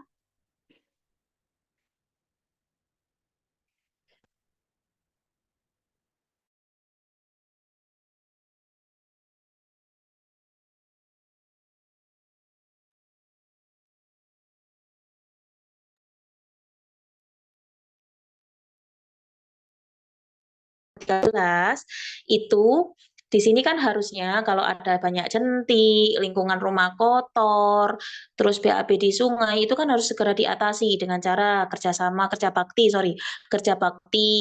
3M plus, kemudian nggak boleh BAB di sungai lagi. Tapi ternyata dari masyarakat tersebut, udah nggak usah dibersihin, nanti juga hilang sendiri jentiknya, atau kamu BAB di sungai juga nggak apa-apa, nggak masalah, kan ngalir, nggak bakal mungkin berpengaruh si empuknya ke airnya, kan ngalir dibawa ke ujung sana. Nah, ya itu namanya coping komunitas tidak efektif. Jadi mereka itu menyelesaikan masalahnya kurang tepat ya, kurang tepat dengan permasalahan yang terjadi. Itu namanya coping komunitas tidak efektif. Masih putus-putus? Sudah clear ya? Clear nggak, Rek? Ayo, Rek. Enggak, Nurse. Oke, sip. Soalnya aku nggak di rumahku sendiri. Lanjut, nomor 14. Perawat komunitas mendapatkan 70% ibu memiliki balita kurang pengetahuan tentang gizi seimbang, 60% tidak menggunakan garam periodium, 30% balita memiliki kebiasaan jajan di warung yang tidak sehat. 10%-nya data kunjungan balita ke puskesmas. Maksudnya gini mungkin ya, 10% data kunjungan balita ke puskesmasnya, cuma 10% aja. Hasil studi dokumentasi pada Kelurahan X menunjukkan 47% balita berada di garis kuning. Apakah intervensi keperawatan yang harus dilakukan pada kasus tersebut? Apakah manajemen perilaku, manajemen lingkungan, dukungan keluarga, melakukan pencatatan insidensi kasus gizi buruk, ataukah penyuluhan kesehatan tentang pentingnya gizi anak? Tadi yang baru gabung, caranya kalau teman-teman ketemu soal seperti ini, lihat mana yang presentasinya paling gede. Masalah yang presentasi paling gede, kemudian kaitkan dengan pilihan jawaban. Itulah jawabannya. Ya, karena di sini presentasi yang paling gede adalah kurang pengetahuannya si ibu terkait gizi seimbang, makanya interpretasi yang dilakukan adalah penyuluhan kesehatan tentang pentingnya gizi anak. Dari penentuan intervensi yang tepat kayak gini masih ada yang masih belum paham? Boleh kalau ada yang belum paham di chat di kolom komentar.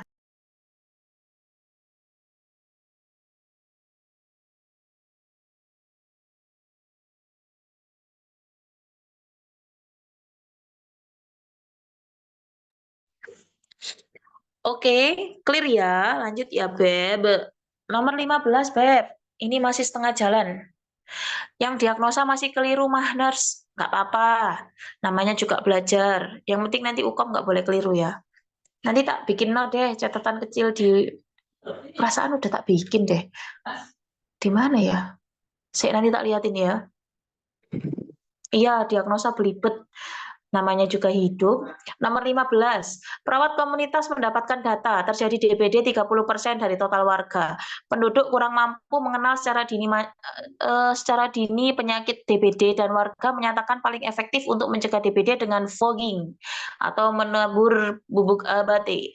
Karakteristik lingkungan pemukiman padat dengan kot yang kurang baik, kegiatan kebersihan lingkungan dilakukan terjadi jika kasus DBD saja. Sulit menggerakkan masyarakat untuk melakukan gerakan 3M. Apakah intervensi keperawatan yang harus dilakukan? Apakah pendekatan dengan tokoh masyarakat, melakukan pencatatan insidensi kasus DBD, pengembangan kerjasama lintas program, dukungan masyarakat tentang pentingnya kebersihan lingkungan, ataukah penyuluhan kesehatan tentang pentingnya kebersihan lingkungan? Ayo, hayo. Bacaan dulu. Ada kata-kata sulit menggerakkan masyarakat untuk melakukan kegiatan 3M.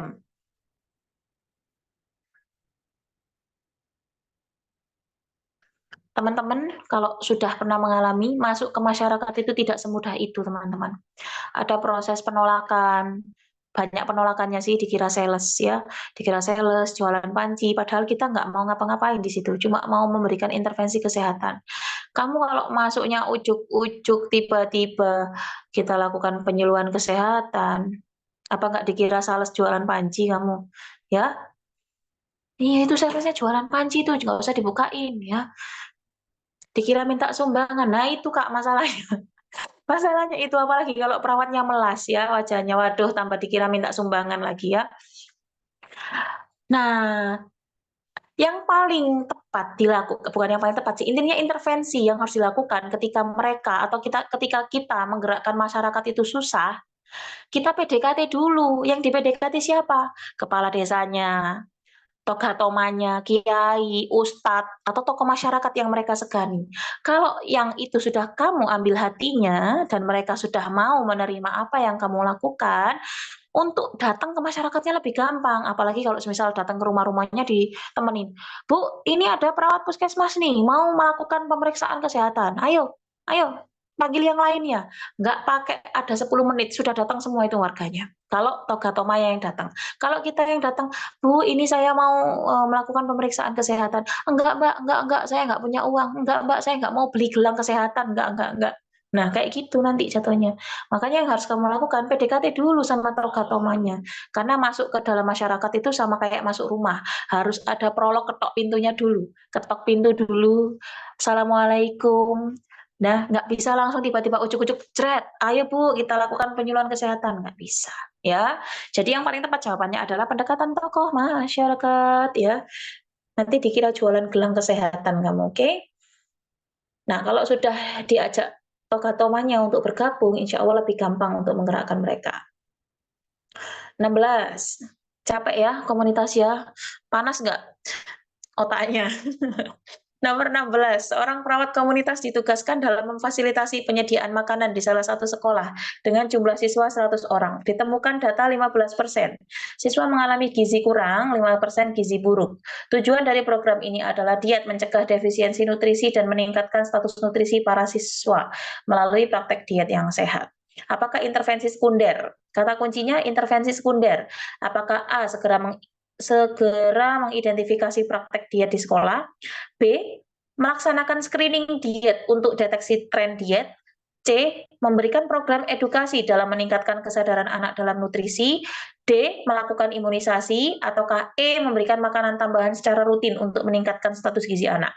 Gampang, tak kasih clue. Jawabannya antara B sama E. Kira-kira dari masalah yang ada, yang kamu harus lakukan yang paling tepat, yang mana? Yang paling tepat, logika Andre, yang paling tepat. Karena komunitas patokannya logikamu sendiri.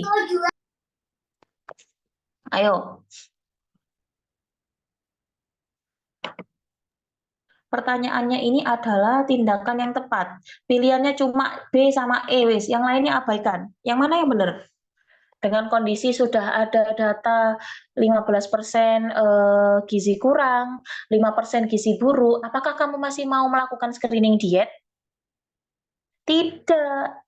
Yang tepat adalah kamu lakukan pemberian makanan tambahan ya. Dilakukan pemberian makanan tambahan. Kenapa? Karena dengan memberikan makanan tambahan itu secara rutin dapat meningkatkan status gizi anak dengan harapan apa? Kondisi gizi buruk, gizi kurangnya berkurang. Screening masuk primer nggak sih, Nurse? Screening itu sekunder, sayang. Screening itu sekunder. Screening sekunder, yang primer itu promotif ya, kita promosi kesehatan, edukasi itu promotif. Nanti ada soal yang membedakan promotif sama preventif ya, nanti di belakang. Nah ini karena di sini kan jawabannya itu ada dua, yang paling benar itu ada dua, yang mendekati melaksanakan screening diet atau memberikan makanan tambahan. Kalau di logika, mana intervensi sekunder yang tepat dengan kondisi adanya gizi buruk dan kurang gizi, maka yang paling tepat adalah diberikan makanan tambahan. Dengan tujuan apa? Biar meningkatkan status nutrisinya atau status gizinya. Nanti di akhir bulan kita evaluasi, setelah kita berikan makanan tambahan sebulan, adakah penurunan angka kejadiannya? Ya, itu yang paling tepat. Susah nurse, nggak apa-apa ya, makanya lebih enak jawab KMB 50 soal daripada 15 soal komunitas yang bikin juga pusing. Soal 17, perawat melakukan kunjungan ke salah satu sekolah dasar, ditemukan data 5 bulan terakhir 20% siswa pernah menderita DBD. Dalam survei epidemiologi, di sekitar SD tersebut ditemukan banyak jentik nyamuk. Diketahui lingkungan sekitar tidak pernah dilakukan pembersihan sampah dan tampak genangan air yang ada di sekitar sekolah. Tampak kotor pada toilet dan kamar mandi sekolah. Apakah upaya pencegahan untuk menangani masalah tersebut? Peningkatan SDM guru UKS, penyuluhan kesehatan masyarakat, pemeliharaan kebersihan perorangan, pemeliharaan kesehatan secara berkala, ataukah pemeliharaan kesehatan lingkungan sekolah. Nah, bedanya primer sama sekunder apa? Oke, Kak. Gini, Kak Teresia. Primer itu lebih pada individu yang sehat, tidak ada masalah. Itu kita berikan promosi dengan catatan agar dia tidak sampai sakit. Itu primer, Kak. Tapi kalau sekunder dilakukan pada individu yang akan sakit atau yang rentan sakit atau yang sudah sakit. Jadi rentan sampai sudah sakit itu sih sekunder. Apa sih tindakannya apa, Kak? Kalau di sekunder, screening kesehatan, kemudian pemeriksaan kesehatan secara berkala, posbindu, posyandu bisa masuk ke sekunder, bisa masuk juga ke primer, tergantung tindakan yang dilakukannya apa. Itu. Ini gampang ya. Apakah peningkatan SDM guru UKS? Tidak. Ini masalahnya di lingkungan. Penyuluhan kesehatan masyarakat? Tidak. Pemeliharaan kebersihan perorangan? Ya enggak masuk. Kemudian pemeriksaan kesehatan secara berkala itu boleh dilakukan, tapi pencegahan yang harus dilakukan utama adalah kita pelihara kesehatan lingkungan. Dikarenakan di sini ternyata tidak pernah dibersihkan, kemudian banyak genangan air dan ini bisa berpotensi dijadikan tempat kos-kosan dari nyamuknya sehingga banyak siswa yang kena DBD. Oke? Jadi jawabannya adalah E. Nurse tips nggak lelah baca soal, nggak ono Kak, nggak lelah ya dilakukan ya Kak ya, namanya juga tuntutan.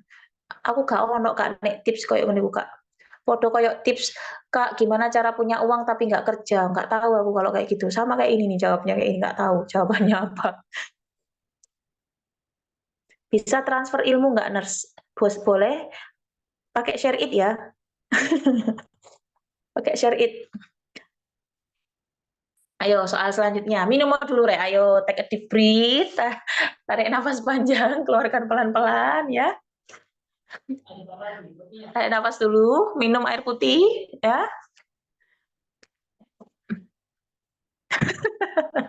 Aku belum minum sama sekali nih padahal. Berapa soal ini nurse? Kamu udah mau hands up kah? 35 Kak. Kak info kerja 1 hari 1 juta. Punya tuyul. Oke, lanjut ya. Nomor 18. Hasil pengkajian didapatkan data 20% masyarakat menderita rematik, 25% berusia produktif, masyarakat umumnya terbiasa makan makanan kacang-kacangan. Hasil wawancara dengan kadar kesehatan mengatakan penderita rematik di wilayah tersebut hanya 10% yang mau datang untuk memeriksakan kesehatan pada saat ada posbindu. Apakah strategi penanganan masalah pada kasus tersebut? Ayo, apakah pemberdayaan, proses kelompok, bina suasana, kemitraan, atau partisipasi? Tadi sudah tak jelaskan, ayo.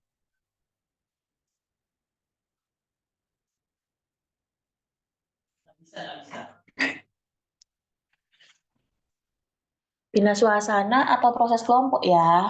Proses kelompok sama bina suasana itu hampir mirip. Aku juga lupa sih jawabanku ini apa. Bisa jadi salah. Itu loh. Oke, jawabannya apa? Proses kelompok? Nggak tahu, bingung. Aku juga lupa ini jawabannya apa ya. Ayo, kita harus lihat dulu nih. Di balik tirai 18, jawabannya apa? Oh, nah ini Rek. Ayo kita sama-sama koreksi ya. Siapa tahu aku salah ya. Koreksin Rek, bareng-bareng. Siapa tahu aku salah. Bina suasana tadi kan upaya menciptakan suasana atau lingkungan sosial yang mendorong individu, keluarga, dan masyarakat untuk mencegah penyakit dan meningkatkan kesehatannya serta menciptakan lingkungan sehat dan berperan aktif setiap upaya penyelenggaraan kesehatan. Oke, ini sudah ada program posbindu. Kayaknya salah deh aku ya. Kayaknya salah deh. Sik. Di sini itu tadi Cak baca dulu soalnya ya, 25% berusia produktif. Masyarakat umumnya terbiasa makan makanan kacang-kacangan. Wawancara dengan kader kesehatan mengatakan penderita rematik di wilayah tersebut hanya 10% yang mau datang untuk memeriksakan kesehatan pada saat ada posyandu. Oh iya, ini mah benar, bina suasana, Rek. Iya, iya, iya, iya. Sorry, sorry. Ini udah benar, benar. Bukan proses kelompok. Jadi bedanya, sorry ya anakku. Proses kelompok sama bina suasana itu, kalau proses kelompok itu belum ada program. Kalau proses kelompok. Mas Afka, ibu belajar dulu, jangan teriak-teriak, nak. Ya, dengerin ya Rek ya. Proses kelompok itu bedanya sama bina suasana. Kalau di proses kelompok itu belum ada program yang terjadi, makanya dibikin kelompok akhirnya ada program. Clear nggak sampai situ? Proses kelompok itu belum ada program, makanya dikumpulkan anggotanya, sudah terkumpul baru bikin program. Itu proses kelompok. Clear ya? Oke. Kemudian bina suasana itu sudah ada program, tapi yang minat ke programnya itu cuma sedikit. Itu namanya bina suasana. Nah, di sini kan sudah ada program posbindunya nih, ada posbindunya atau posyandunya, ternyata yang datang cuma 10%. Maka teknik yang kita gunakan adalah bina suasana dengan cara mengajak masyarakat agar lebih turut serta atau berpartisipasi dalam program yang sudah ada. Itu bina suasana. Tak ulang sekali lagi, bedanya proses kelompok dengan bina suasana. Proses kelompok itu ada beberapa orang yang mempunyai masalah yang sama, tapi belum ada program untuk mengatasi masalah mereka, sehingga dikumpulkan terus terbentuk program. Itu proses kelompok. Kemudian kalau bina suasana, sudah ada program, tapi yang minat untuk ikut program itu tuh cuma sedikit. Makanya kita bina suasananya biar mereka nyaman dan turut serta dalam melakukan proses penyelenggaraan kesehatan. Paham? Atau bingung, nurse? Up, nurse? Paham nggak, Rek? Ayo. Ini kayaknya belum tak bikinin catatan ya. Catatan kecilnya ya. Pusing, nurse. Pasrah, nurse. Aduh, aduh. Mau Mi bikinin catatan. Sogoannya apa ya kira-kira kalau aku bikinin catatan dikirimin apa? Sekarang paham Nurse, nanti takut lupa. Nurse balik ke soal tadi, bisa langsung kompeten aja nggak sih Nurse? Kalau aku yang uji kompeten langsung kamu ya. Agak sepaneng Mi. Agak ribet ya Nurse, iya. Gini Rek, motivasi aku atau nanti kira-kira jam berapa ya kalau aku ini tak bikinin deh. Kok kayaknya teman-teman masih pusyang sekali dengan komunitas. Nanti berarti isinya diagnosa keperawatan komunitas, habis itu strategi pelaksanaan strategi pelaksanaan keperawatan, terus evaluasi formatif, apalagi tadi prevensi primer, sekunder, tersier, sama peran perawat. Itu aja ya. Itu aja kan yang bingung? Wes mending ringkasan nurse. Ya ya ya ya. Oke. Wes lanjut. Ya tak bikinkan ringkasan, tak bikinkan tapi bacaan lo ya. Komunitas nggak railway nurse, apalagi aku yang belum makan. Push yang partisipasi itu hampir mirip dengan bina suasana Kak, tapi aku belum menemukan kalau di strategi itu pakai partisipasi. Sekarang paham, nanti lupa. Nggak apa-apa, Kak. Lanjut, Rek. Ayo, jangan menyerah. Kita belajar 36 menit lagi. Kita selesaikan 35. Dikit lagi kok. Perawat komunitas mendapatkan informasi bahwa akses terhadap pelayanan kesehatan HIV yang minimal, sedangkan ada orang yang mengalami HIV. Tenaga terlatih puskesmas yang masih terbatas. Dukungan sosial kasus HIV yang tidak adekuat, masyarakat menganggap penderita HIV karena perilaku yang buruk, serta ditemukan adanya kasus HIV. Perawat berupaya menyelesaikan masalah ya dengan melibatkan keluarga, tokoh masyarakat, puskesmas, dan pemerintahan setempat. Ayo, kalau sudah kerjasama lintas sektoral seperti ini, apa berarti? Kolaborasi. Betul ya, kolaborasi ya, Beb. Kolaborasi. Oke, gampang ya. Lanjut. Nomor 20. Hasil pendataan didapatkan data hanya 80% kunjungan balita ke posyandu. Cakupan imunisasi baru mencapai 70%, 47% balita berada di garis kuning.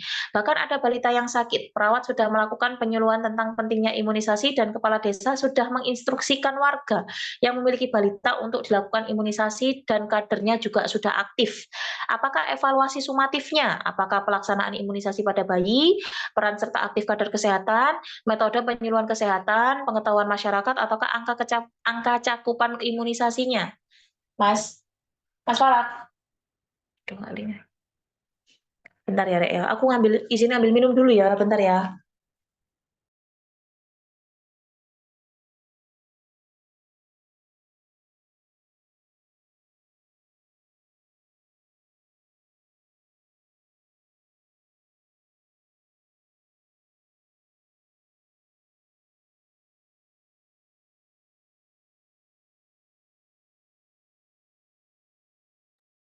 Oke, jadi jawabannya evaluasi sumatifnya adalah betul ya, angka cakupan imunisasi meningkat. Andai soalnya evaluasi sumatif semua, nggak bisa Kak. Kamu lebih mumet mana, ngerjain TO yang tadi, yang sambatan tadi susah banget apa ini? Ayo. Ayo baca, Nek. Aku minum dulu bentar. Bukan bisa. Ini enggak? Oh, alhamdulillah, terima kasih.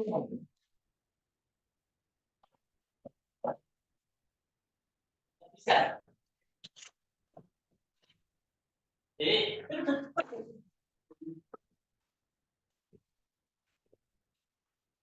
Itu loh Kak, yang dibilang sama kakak-kakak itu tadi loh, TO-nya bukan dari aku, dari luar itu loh, yang dibilang Kak sama Kak Niar.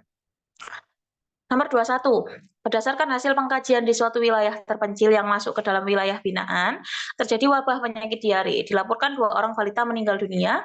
Wabah tersebut yang dicurigai berasal dari sanitasi lingkungan yang kurang baik. Apakah data inti komunitas yang harus dikaji pada kasus di atas? Semua susah. Ayo. Jawabannya adalah betul, yang kita kaji adalah lingkungan fisik karena tadi ada yang meninggal akibat apa ini? Diare ya. Kalau diare itu kalau nggak dari PHBS-nya berarti ya dari lingkungannya. Oke, sip, lanjut. 22. Ini gampang, ayo. Perawat melakukan pengkajian di desa binaannya yang terkena bencana longsor dengan membuat peta yang menggambarkan lokasi pengungsian warga, fasilitas ibadah, tempat bermain anak, sekolah, serta lingkungan yang beresiko menimbulkan masalah kesehatan. Apakah metode pengkajian yang dilakukan oleh perawat pada kasus tersebut? Apakah kuesioner, wawancara, studi literatur, Wilson survey, ataukah fokus group discussion? Ini apa sih namanya? Relaksasi setelah tadi jawab soal-soal yang susah ya. Pembahasan itu ada di PPT Kaners. Yang mana sayang? Ini tah. A, B, C, D, E ini tah. Ada Kak? Ada. Ini di sini ada. Nah, ya. Kuesioner itu apa? Kuesioner yang menyebar kuesioner atau lembaran pertanyaan di mana biasanya bentuknya adalah tertutup pertanyaannya. Biasanya pakai pilgan ya kalau kuesioner. Kemudian wawancara itu berarti tanya langsung sama informannya. Kemudian studi literatur itu cari data di jurnal atau bisa juga minta data pada kader, puskesmas ataupun dinkes, itu studi literatur. Kalau Winfield survey atau WS itu jalan-jalan ya, jalan-jalan santai sambil lihat-lihat kondisi lingkungan sekitar, terus kita petakan mana sih tempat sekolahan, mana tempat ibadah, kemudian mana tempat anak-anak sering main. Nah, itu dipetakan. Kemudian fokus group discussion atau FGD itu melakukan diskusi terarah dengan fokus satu masalah. Jadi bahas terkait masalah tertentu yang terjadi pada masyarakat. Itu FGD ya. Lanjut. Ayo Rek, semangat Rek. Hasil pengkajian di RW 4 oleh perawat komunitas menunjukkan jumlah lansia sebanyak 45 orang. Untuk memelihara kesehatan para lansia, maka perawat komunitas melakukan intervensi senam lansia di halaman kantor lurah. Apakah yang dilakukan oleh perawat sesuai dengan pelayanan kesehatan di komunitas? Apakah promotif, preventif, kuratif, rehabilitatif, ataukah peningkatan kesehatan?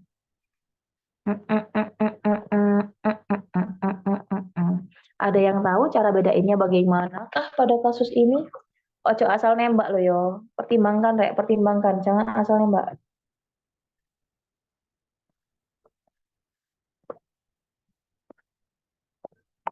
Ah, ayo, apa ayo?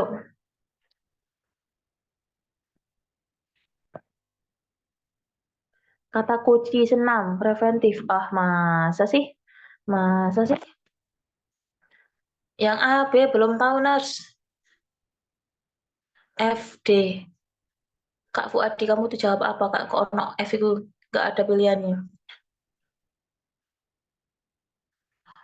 Kak, bedanya preventif sama promotif gimana ya? Soalnya suka bingung bedakan. Oke, kita jawab. Ting ding. Nah, inilah perbedaannya. Jawabannya adalah promotif. Masalahnya belum ada. Berarti dia masuk ke prevensi primer. Masalahnya belum ada, itu prevensi primer. Belum terjadi masalah, jadi individunya sehat. Nah, Kak, promotif sama preventif kan barengan terus, kayak anak kembar siam. Bedainnya gimana? Dilihat di sampingnya. Tabel perbedaan promotif dan preventif. Ya, kita lihat ya dari tujuannya. Kalau promotif itu meningkatkan kesehatan dan mencegah penyakit. Kalau preventif itu untuk mendeteksi atau screening dan mengobati penyakit yang ada atau mengobati penyakit sejak dini, itu preventif. Kemudian kalau fokusnya tadi ya, promotif itu pencegahan, kalau preventif itu deteksi dan pengobatan dini. Kalau deteksi dan pengobatan dini masuk primer, sekunder, atau tersier? Deteksi dan pengobatan dini masuk primer, sekunder, atau tersier? Sekunder. Oke, berarti preventif di sekunder, ya. Kemudian waktu dilakukan promotif itu belum muncul penyakitnya alias pasiennya sehat. Kalau yang preventif itu sudah ada penyakit, contohnya pasiennya dengan hipertensi. Kamu adakan senam untuk pasien-pasien hipertensi, itu bukan promotif lagi sayang, tapi sudah preventif karena sudah terjadi penyakit. Tapi kalau lansia kan ya dalam kondisi sehat, diadakan senam untuk menjaga kesehatannya. Berarti masuknya di promotif ya. Kemudian contohnya kampanye vaksinasi, edukasi kesehatan itu masuknya promotif. Sementara kalau preventif itu ada screening, ada pemeriksaan secara berkala gitu ya. Manfaatnya tadi mengurangi penyakit, meningkatkan kualitas hidup. Kalau preventif itu meningkatkan peluang kekambuhan. Jadi tadi contohnya pasiennya dengan hipertensi, kamu ajarkan senam untuk menurunkan tekanan darah. Tujuannya berarti untuk mencegah agar tidak naik lagi tekanan darahnya atau tekanan darahnya bisa terkontrol. Itu preventifnya. Tapi kalau promotif pada orang-orang yang sehat disuruh senam, ya promotifnya adalah mencegah biar tidak terjadi hipertensi. Preventif kayak sekunder ya, nurse? Iya. Jadi cara ngafalinnya gimana, Kak? Yang gampang. Promotif, pasiennya sehat. Preventif, pasiennya sakit. Sudah di situ saja. Sudah selesai masalah. Promotif, dia sehat. Preventif, agar tidak terjadi kekambuhan atau penurunan kondisi, ya. Clear sampai di sini perbedaan promotif dan preventif? Soalnya di sini kan tadi lansianya nggak disebutkan dia sakit apa, makanya jawabannya adalah promotif. Preventif itu pada pasien yang sudah terjadi sakit dengan tujuan untuk mencegah kekambuhan, ya. Clear, Rek? Ayo semangat, beberapa soal lagi. Ayo semangat, aman ya. Dulu. Mana sih soalnya? Ayo, 10 soal lagi. Soal nomor 24. Hasil evaluasi program DOTS (DOTS) didapatkan data cakupan pengobatan klien mencapai 100% dengan tingkat kegagalan pengobatan 25%. Hasil penelusuran lebih lanjut didapatkan data sebagian besar pasien mengatakan sering lupa minum obat saat bepergian jauh sehingga minum obat besok harinya. Yang penting udah minum obat dulu lah, yang penting obatnya dihabiskan nanti. Apakah tindakan selanjutnya yang dikaji? Apakah mengkaji lama pengobatan, mengkaji dukungan keluarga, mengkaji penyebab perilaku, mengkaji keyakinan klien, ataukah mengkaji pengetahuan program pengobatan yang benar? Yang mana?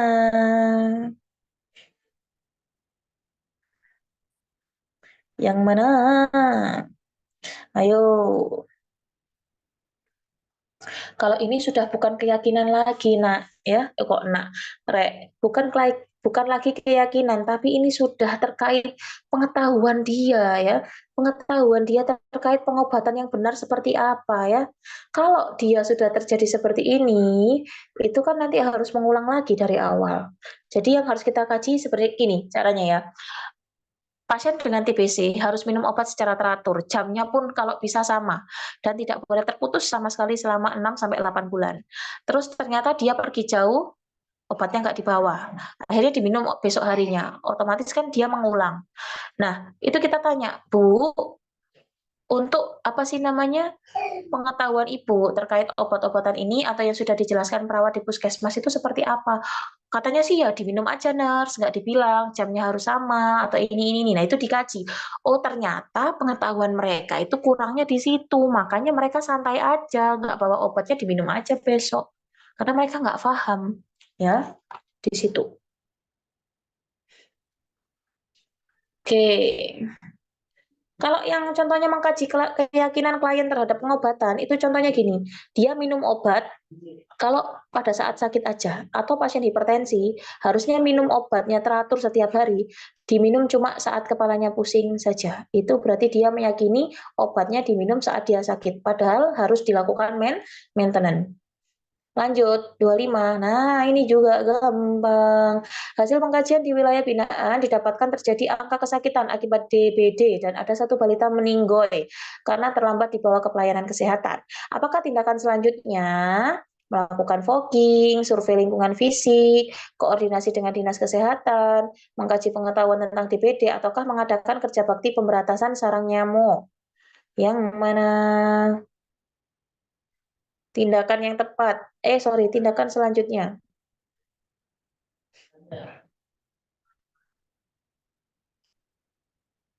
Ayo, Rek. Ini sudah terjadi kejadian meninggoy loh ya.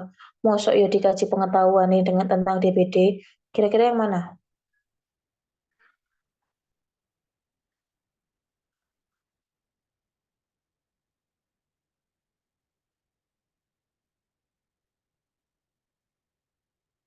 Yang mana? Fogging.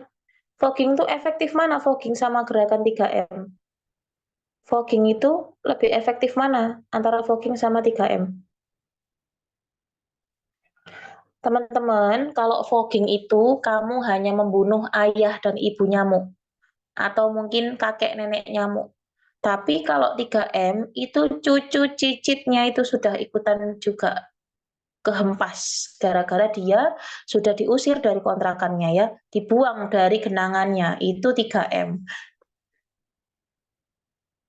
Nih, bedanya fogging sama 3M. Fogging itu hanya apa sih namanya membunuh nyamuk-nyamuk yang sudah dewasa ya, tapi kalau 3M plus itu sekalian telur-telurnya, cucu-cucunya, nah itu sudah ikutan semuanya, jadi sudah sama kontrak-kontrakannya itu juga dibuang semua ya. Survei lingkungan fisik sama mengadakan, kalau survei itu survei tok, cuma survei aja Kak, cuma dilihat-lihat, oh ada jenti, oke. Oh banyak genangan di sini, oh sampahnya banyak dibuang sembarangan. Itu namanya survei lingkungan fisik. Tapi kalau sudah kerja bakti, itu berarti sudah dilakukan survei dan dilakukan tindakan untuk mengatasi masalah. Nah di sini masalahnya kan sudah ada DBD, berarti sudah ada nyamuk yang tinggal di lingkungan tersebut, yang nyamuk DBD-nya, makanya harus segera dilakukan 3M. No, tidak. Ini sudah nih, meninggal dunia nih, ya. Nalarku belum kena nurse, nggak apa-apa. Nanti bacaan lagi sebelum tidur ya. Survei sama dengan penyelidikan epidemiologi, betul. Sama Kak, sama. Jadi nanti dari hasil survei muncullah hasil-hasil prosentase nanti dimasukkan ke epidemiologi. Ayo Rek, semangat Rek, titik ngas Rek, lanjut. Iya, itu harusnya tindakan utama sih, bener. Nanti tak ganti ini soal ya, tindakan utama. Seperti nilai ditemukan data peningkatan kasus reputasi Ayo, siapa ini yang lagi baca? Mic-nya nyala. Kak P. Kak P. Kak P. Nyala, Kak P. Ya, nanti tak ganti nih. Aku cek gak ganti jawabannya ya. Tindakan yang utama ya itu tadi. Bukan utama, sorry. Tindakan yang tepat. Nanti tak ganti nih. Nurse kalau udah ada yang DB tapi belum meninggal, tetap lakukan 3M. Iya, tetap dok. Ayo apa rek jawabannya rek? Hasil pengkajian di wilayah binaan ditemukan data peningkatan kasus baru hipertensi sebesar 20%. Dari kasus tersebut didapatkan gambaran sebagai berikut. 50% berasal dari keluarga prasejahtera, 60% merasakan adanya gejala penyakit, 50% warga bekerja sebagai petani, kemudian 50% penderita sulit meluangkan waktu untuk memeriksakan kesehatan karena sibuk bekerja. Apakah masalah keperawatan yang ada pada kasus tersebut? Apakah defisit pengetahuan, defisit kesehatan komunitas, kesiapan peningkatan pengetahuan, manajemen kesehatan tidak efektif, ataukah kesiapan peningkatan manajemen kesehatan? Ya Allah, astagfirullahaladzim. Ayo, Rek, jawabannya apa, Rek?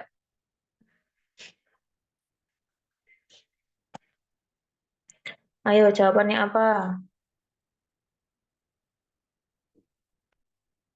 Jawabannya apa?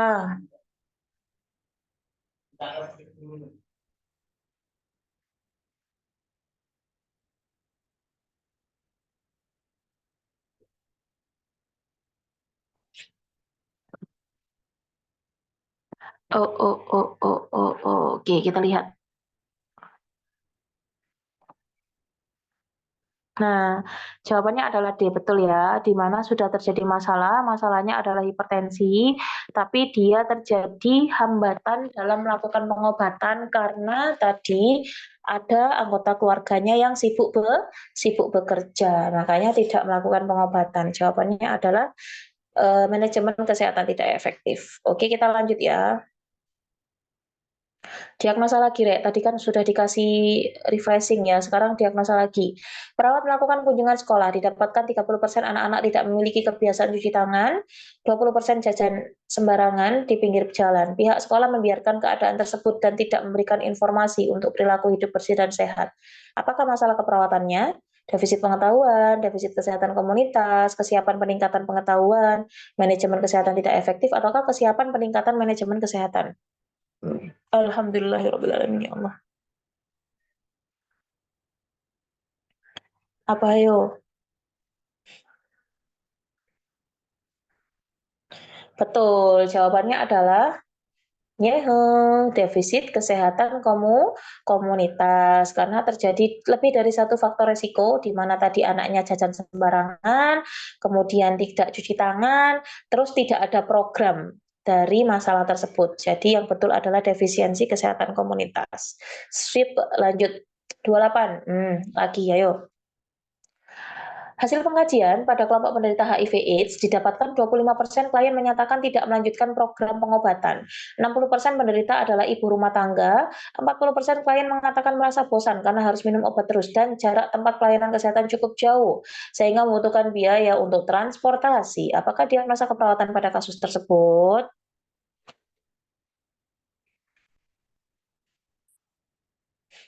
Apakah defisit pengetahuan, defisit kesehatan komunitas, kesiapan peningkatan pengetahuan, manajemen kesehatan tidak efektif, ataukah kesiapan peningkatan manajemen kesehatan? Jawabannya adalah D. Perhatikan yang aku blok ya.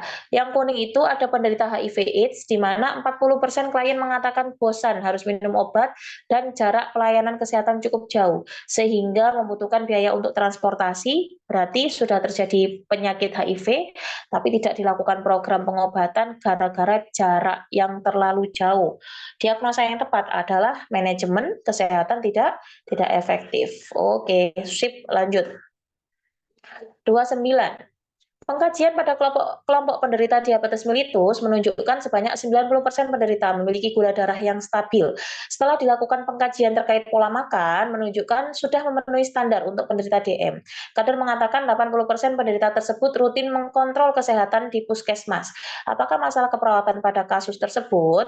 Apakah defisit pengetahuan, defisit kesehatan komunitas, kesiapan peningkatan pengetahuan, manajemen kesehatan tidak efektif, ataukah kesiapan peningkatan manajemen kesehatan? Kalau ada kata-kata dia sudah rutin kontrol darahnya, sudah minum obat yang sesuai, pola makannya sudah bagus, itu berarti diagnosanya pasti diagnosa promosi atau diagnosa yang positif. Kesiapan, biasanya depannya seperti itu. Nah, ini yang tepat, bukan kesiapan peningkatan pengetahuan, tapi kesiapan peningkatan manajemen kesehatan. Jawabannya adalah E. Oke, clear. Kesiapan peningkatan pengetahuan tuh kayak gimana, Kak? Pasiennya gini, pasien menyatakan ingin mengetahui terkait penyakit yang dia alami, pasien ingin lebih mendalami terkait pengobatan pada masalah yang ia alami, itu namanya kesiapan peningkatan pengetahuan. Tapi kalau ini dia sudah rutin kontrol kesehatannya, kemudian juga sudah mengatakan siap meningkatkan kondisi kesehatannya, maka masuknya di kesiapan peningkatan manajemen kesehatan. Lanjut nomor 30. Ayo Rek, 5 lagi. Jangan patah semangat. Lanjut. Setelah melakukan kunjungan lapangan pada salah satu RW di desa binaan, perawat memperoleh data penduduk berjumlah 550 jiwa, di mana terdiri dari laki-lakinya 200, perempuannya 350, dan ada sekitar 25% penduduknya lansia. Kondisi masalah kesehatan lansia tersebut 35% hipertensi, 15% stroke, 25% DM, 15% sakit pencernaan, mungkin sakit lambung, dan 10% menderita sakit yang lainnya. Apakah diagnosa keperawatan yang tepat pada kasus tersebut? Apakah defisit pengetahuan, defisit kesehatan komunitas, kesiapan peningkatan pengetahuan, manajemen kesehatan tidak efektif, ataukah kesiapan peningkatan manajemen kesehatan? Sudah terlihat jelas sekali bahwa dalam kasus nomor 30 ini terjadi banyak sekali penyakit dalam kurun waktu tertentu, sehingga diagnosa yang diambil adalah defisiensi kesehatan komunitas. Oke, good job. Semakin malam semakin membara. Lanjut ya. Nomor 31, masih dengan diagnosa. Hasil kunjungan perawat komunitas pada wilayah binaan 2 hari pasca terjadi banjir didapatkan data sarana air bersih kurang. 70% penduduk kesulitan MCK, mulai muncul gatal-gatal pada tubuh dan gangguan pencernaan. Ketersediaan bahan makanan dan obat-obatan terbatas, akses jalan masih terbatas karena masih terendam banjir, sehingga masyarakat tidak dapat melakukan aktivitas sehari-hari dan memanfaatkan pelayanan kesehatan. Apakah diagnosis keperawatan pada kasus ini? Apakah defisit pengetahuan, defisit kesehatan komunitas, kesiapan peningkatan pengetahuan, manajemen kesehatan tidak efektif, ataukah kesiapan peningkatan manajemen kesehatan? Diagnosa yang dicari sama aja, tapi diputer soalnya biar bingung. Ayo, apa jawabannya? Jawabannya apa? Betul, jawabannya adalah B, di mana masalah kesehatannya tadi sudah muncul gatal-gatal pada tubuh akibat adanya bencana dan ada gangguan pencernaan, mungkin diare. Nah, hambatannya pada saat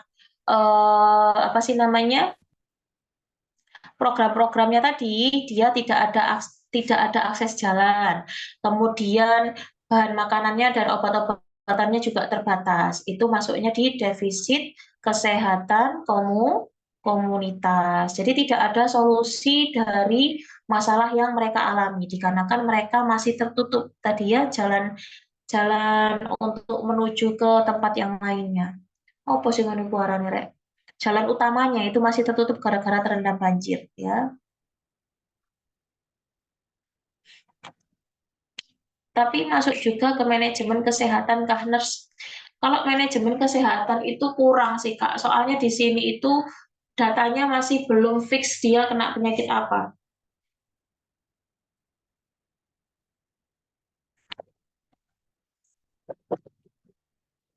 Ya, ini juga bisa masuk ke data ke manajemen kesehatan tidak efektif.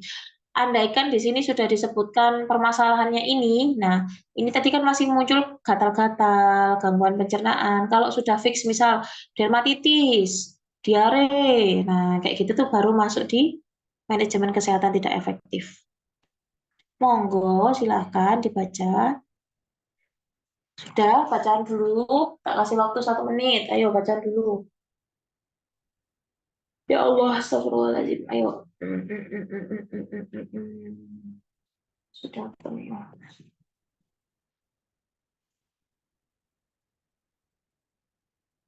Betul Kak Tasya.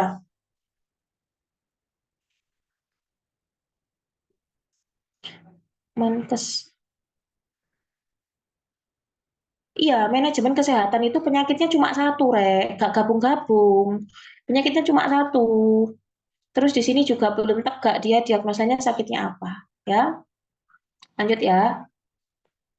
Lanjut nomor 32. Ayo bacaan dulu.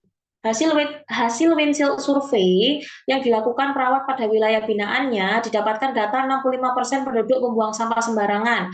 Kebiasaan menguras bak mandi tidak teratur, banyak saluran air yang tersumbat, 40% warga menganggap hal itu biasa aja. Data di puskesmas terdapat dalam 1 bulan terakhir ada 5 kasus DBD. Apakah strategi yang intervensi pada kasus tersebut? Apakah kemitraan, proses kelompok, pendidikan kesehatan, intervensi profesional, ataukah pemberdayaan masyarakat?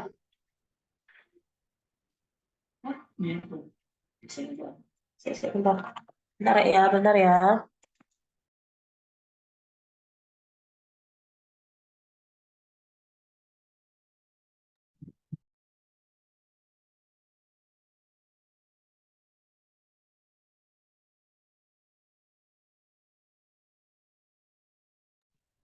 Ayo, apa jawabannya? Oke, kita lihat.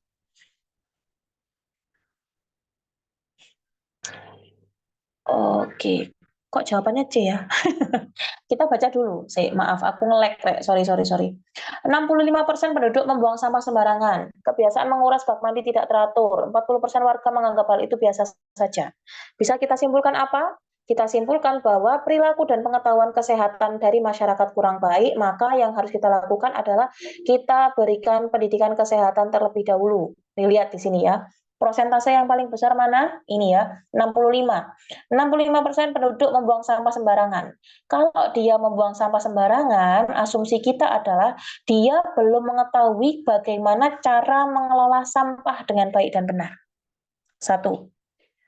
Kemudian ternyata dia juga nggak tahu nih terkait menguras bak mandi yang tidak teratur, Harusnya kan dikuras teratur, mungkin seminggu sekali biar tidak ada jentik-jentik yang hidup. Kemudian banyak saluran air yang tersumbat dan 40% warga menganggap hal itu biasa saja. Berarti adanya kurang informasi atau kurang pengetahuan dari warga tersebut.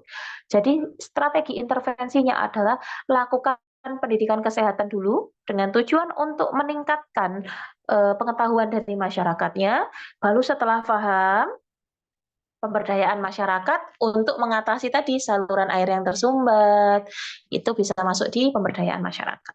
Gitu ya. Lanjut. Ini gampang.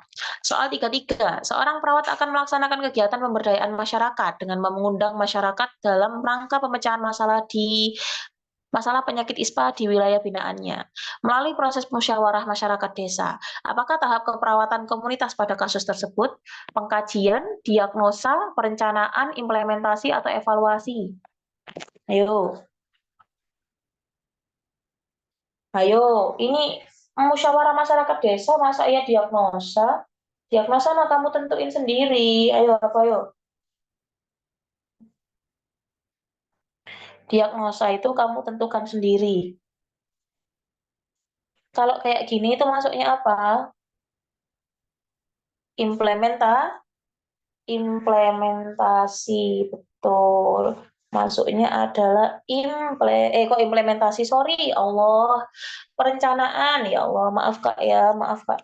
Ini kadang-kadang otak dan mulutnya nggak sinkron. Jawabannya itu masuknya di perencanaan, di mana penyusunan penyelesaian masalah dilakukan dengan melibatkan masyarakat, baik itu dengan MMD atau MMRW. Nah, itu masuknya di perencanaan. Kalau implementasi, hasil dari MMD atau MMRW tadi dibikinkan planning of action-nya, baru dilakukan implementasi. Gitu ya. Mulai ngantuk ya, Nurse? Bukan sih, aku lapar sebenarnya, Kak. Lapar. Makanya nggak sinkron otaknya ya. Jadi jawabannya adalah apa tadi? Perencanaan. Maaf ya. Lanjut, 34. Hasil pengkajian di sebuah wilayah binaannya yang merupakan wilayah sangat fanatik terhadap agama, ditemukan data angka pertumbuhan penduduk di wilayah tersebut meningkat. 75% pasangan usia subur tidak menggunakan alat kontrasepsi. Perawat akan melaksanakan asuhan keperawatan komunitas. Apakah yang perlu dilakukan perawat tersebut pada fase prainteraksi? Apakah pertemuan dengan tokoh agama, pendataan keluarga sesuai format, pengkajian langsung pada keluarga yang bermasalah, pencarian data primer masyarakat, ataukah survei wilayah? Ayo, berapa soal lagi, Nurse? 2 lagi, Kak. Semangat ya. Ayo. Apa, ayo jawabannya, ayo. Gampang, Rek. Tadi, kalau kita mau masuk ke sebuah masyarakat, kita harus ngapain?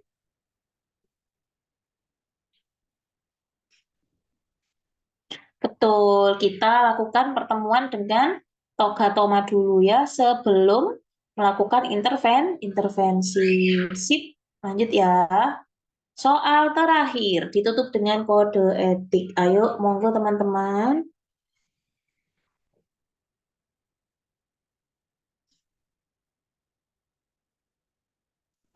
Nomor 35, hasil pengkajian pada masyarakat dengan hipertensi didapatkan data 70% penderita menghentikan terapi obat hipertensi atas kemauan sendiri.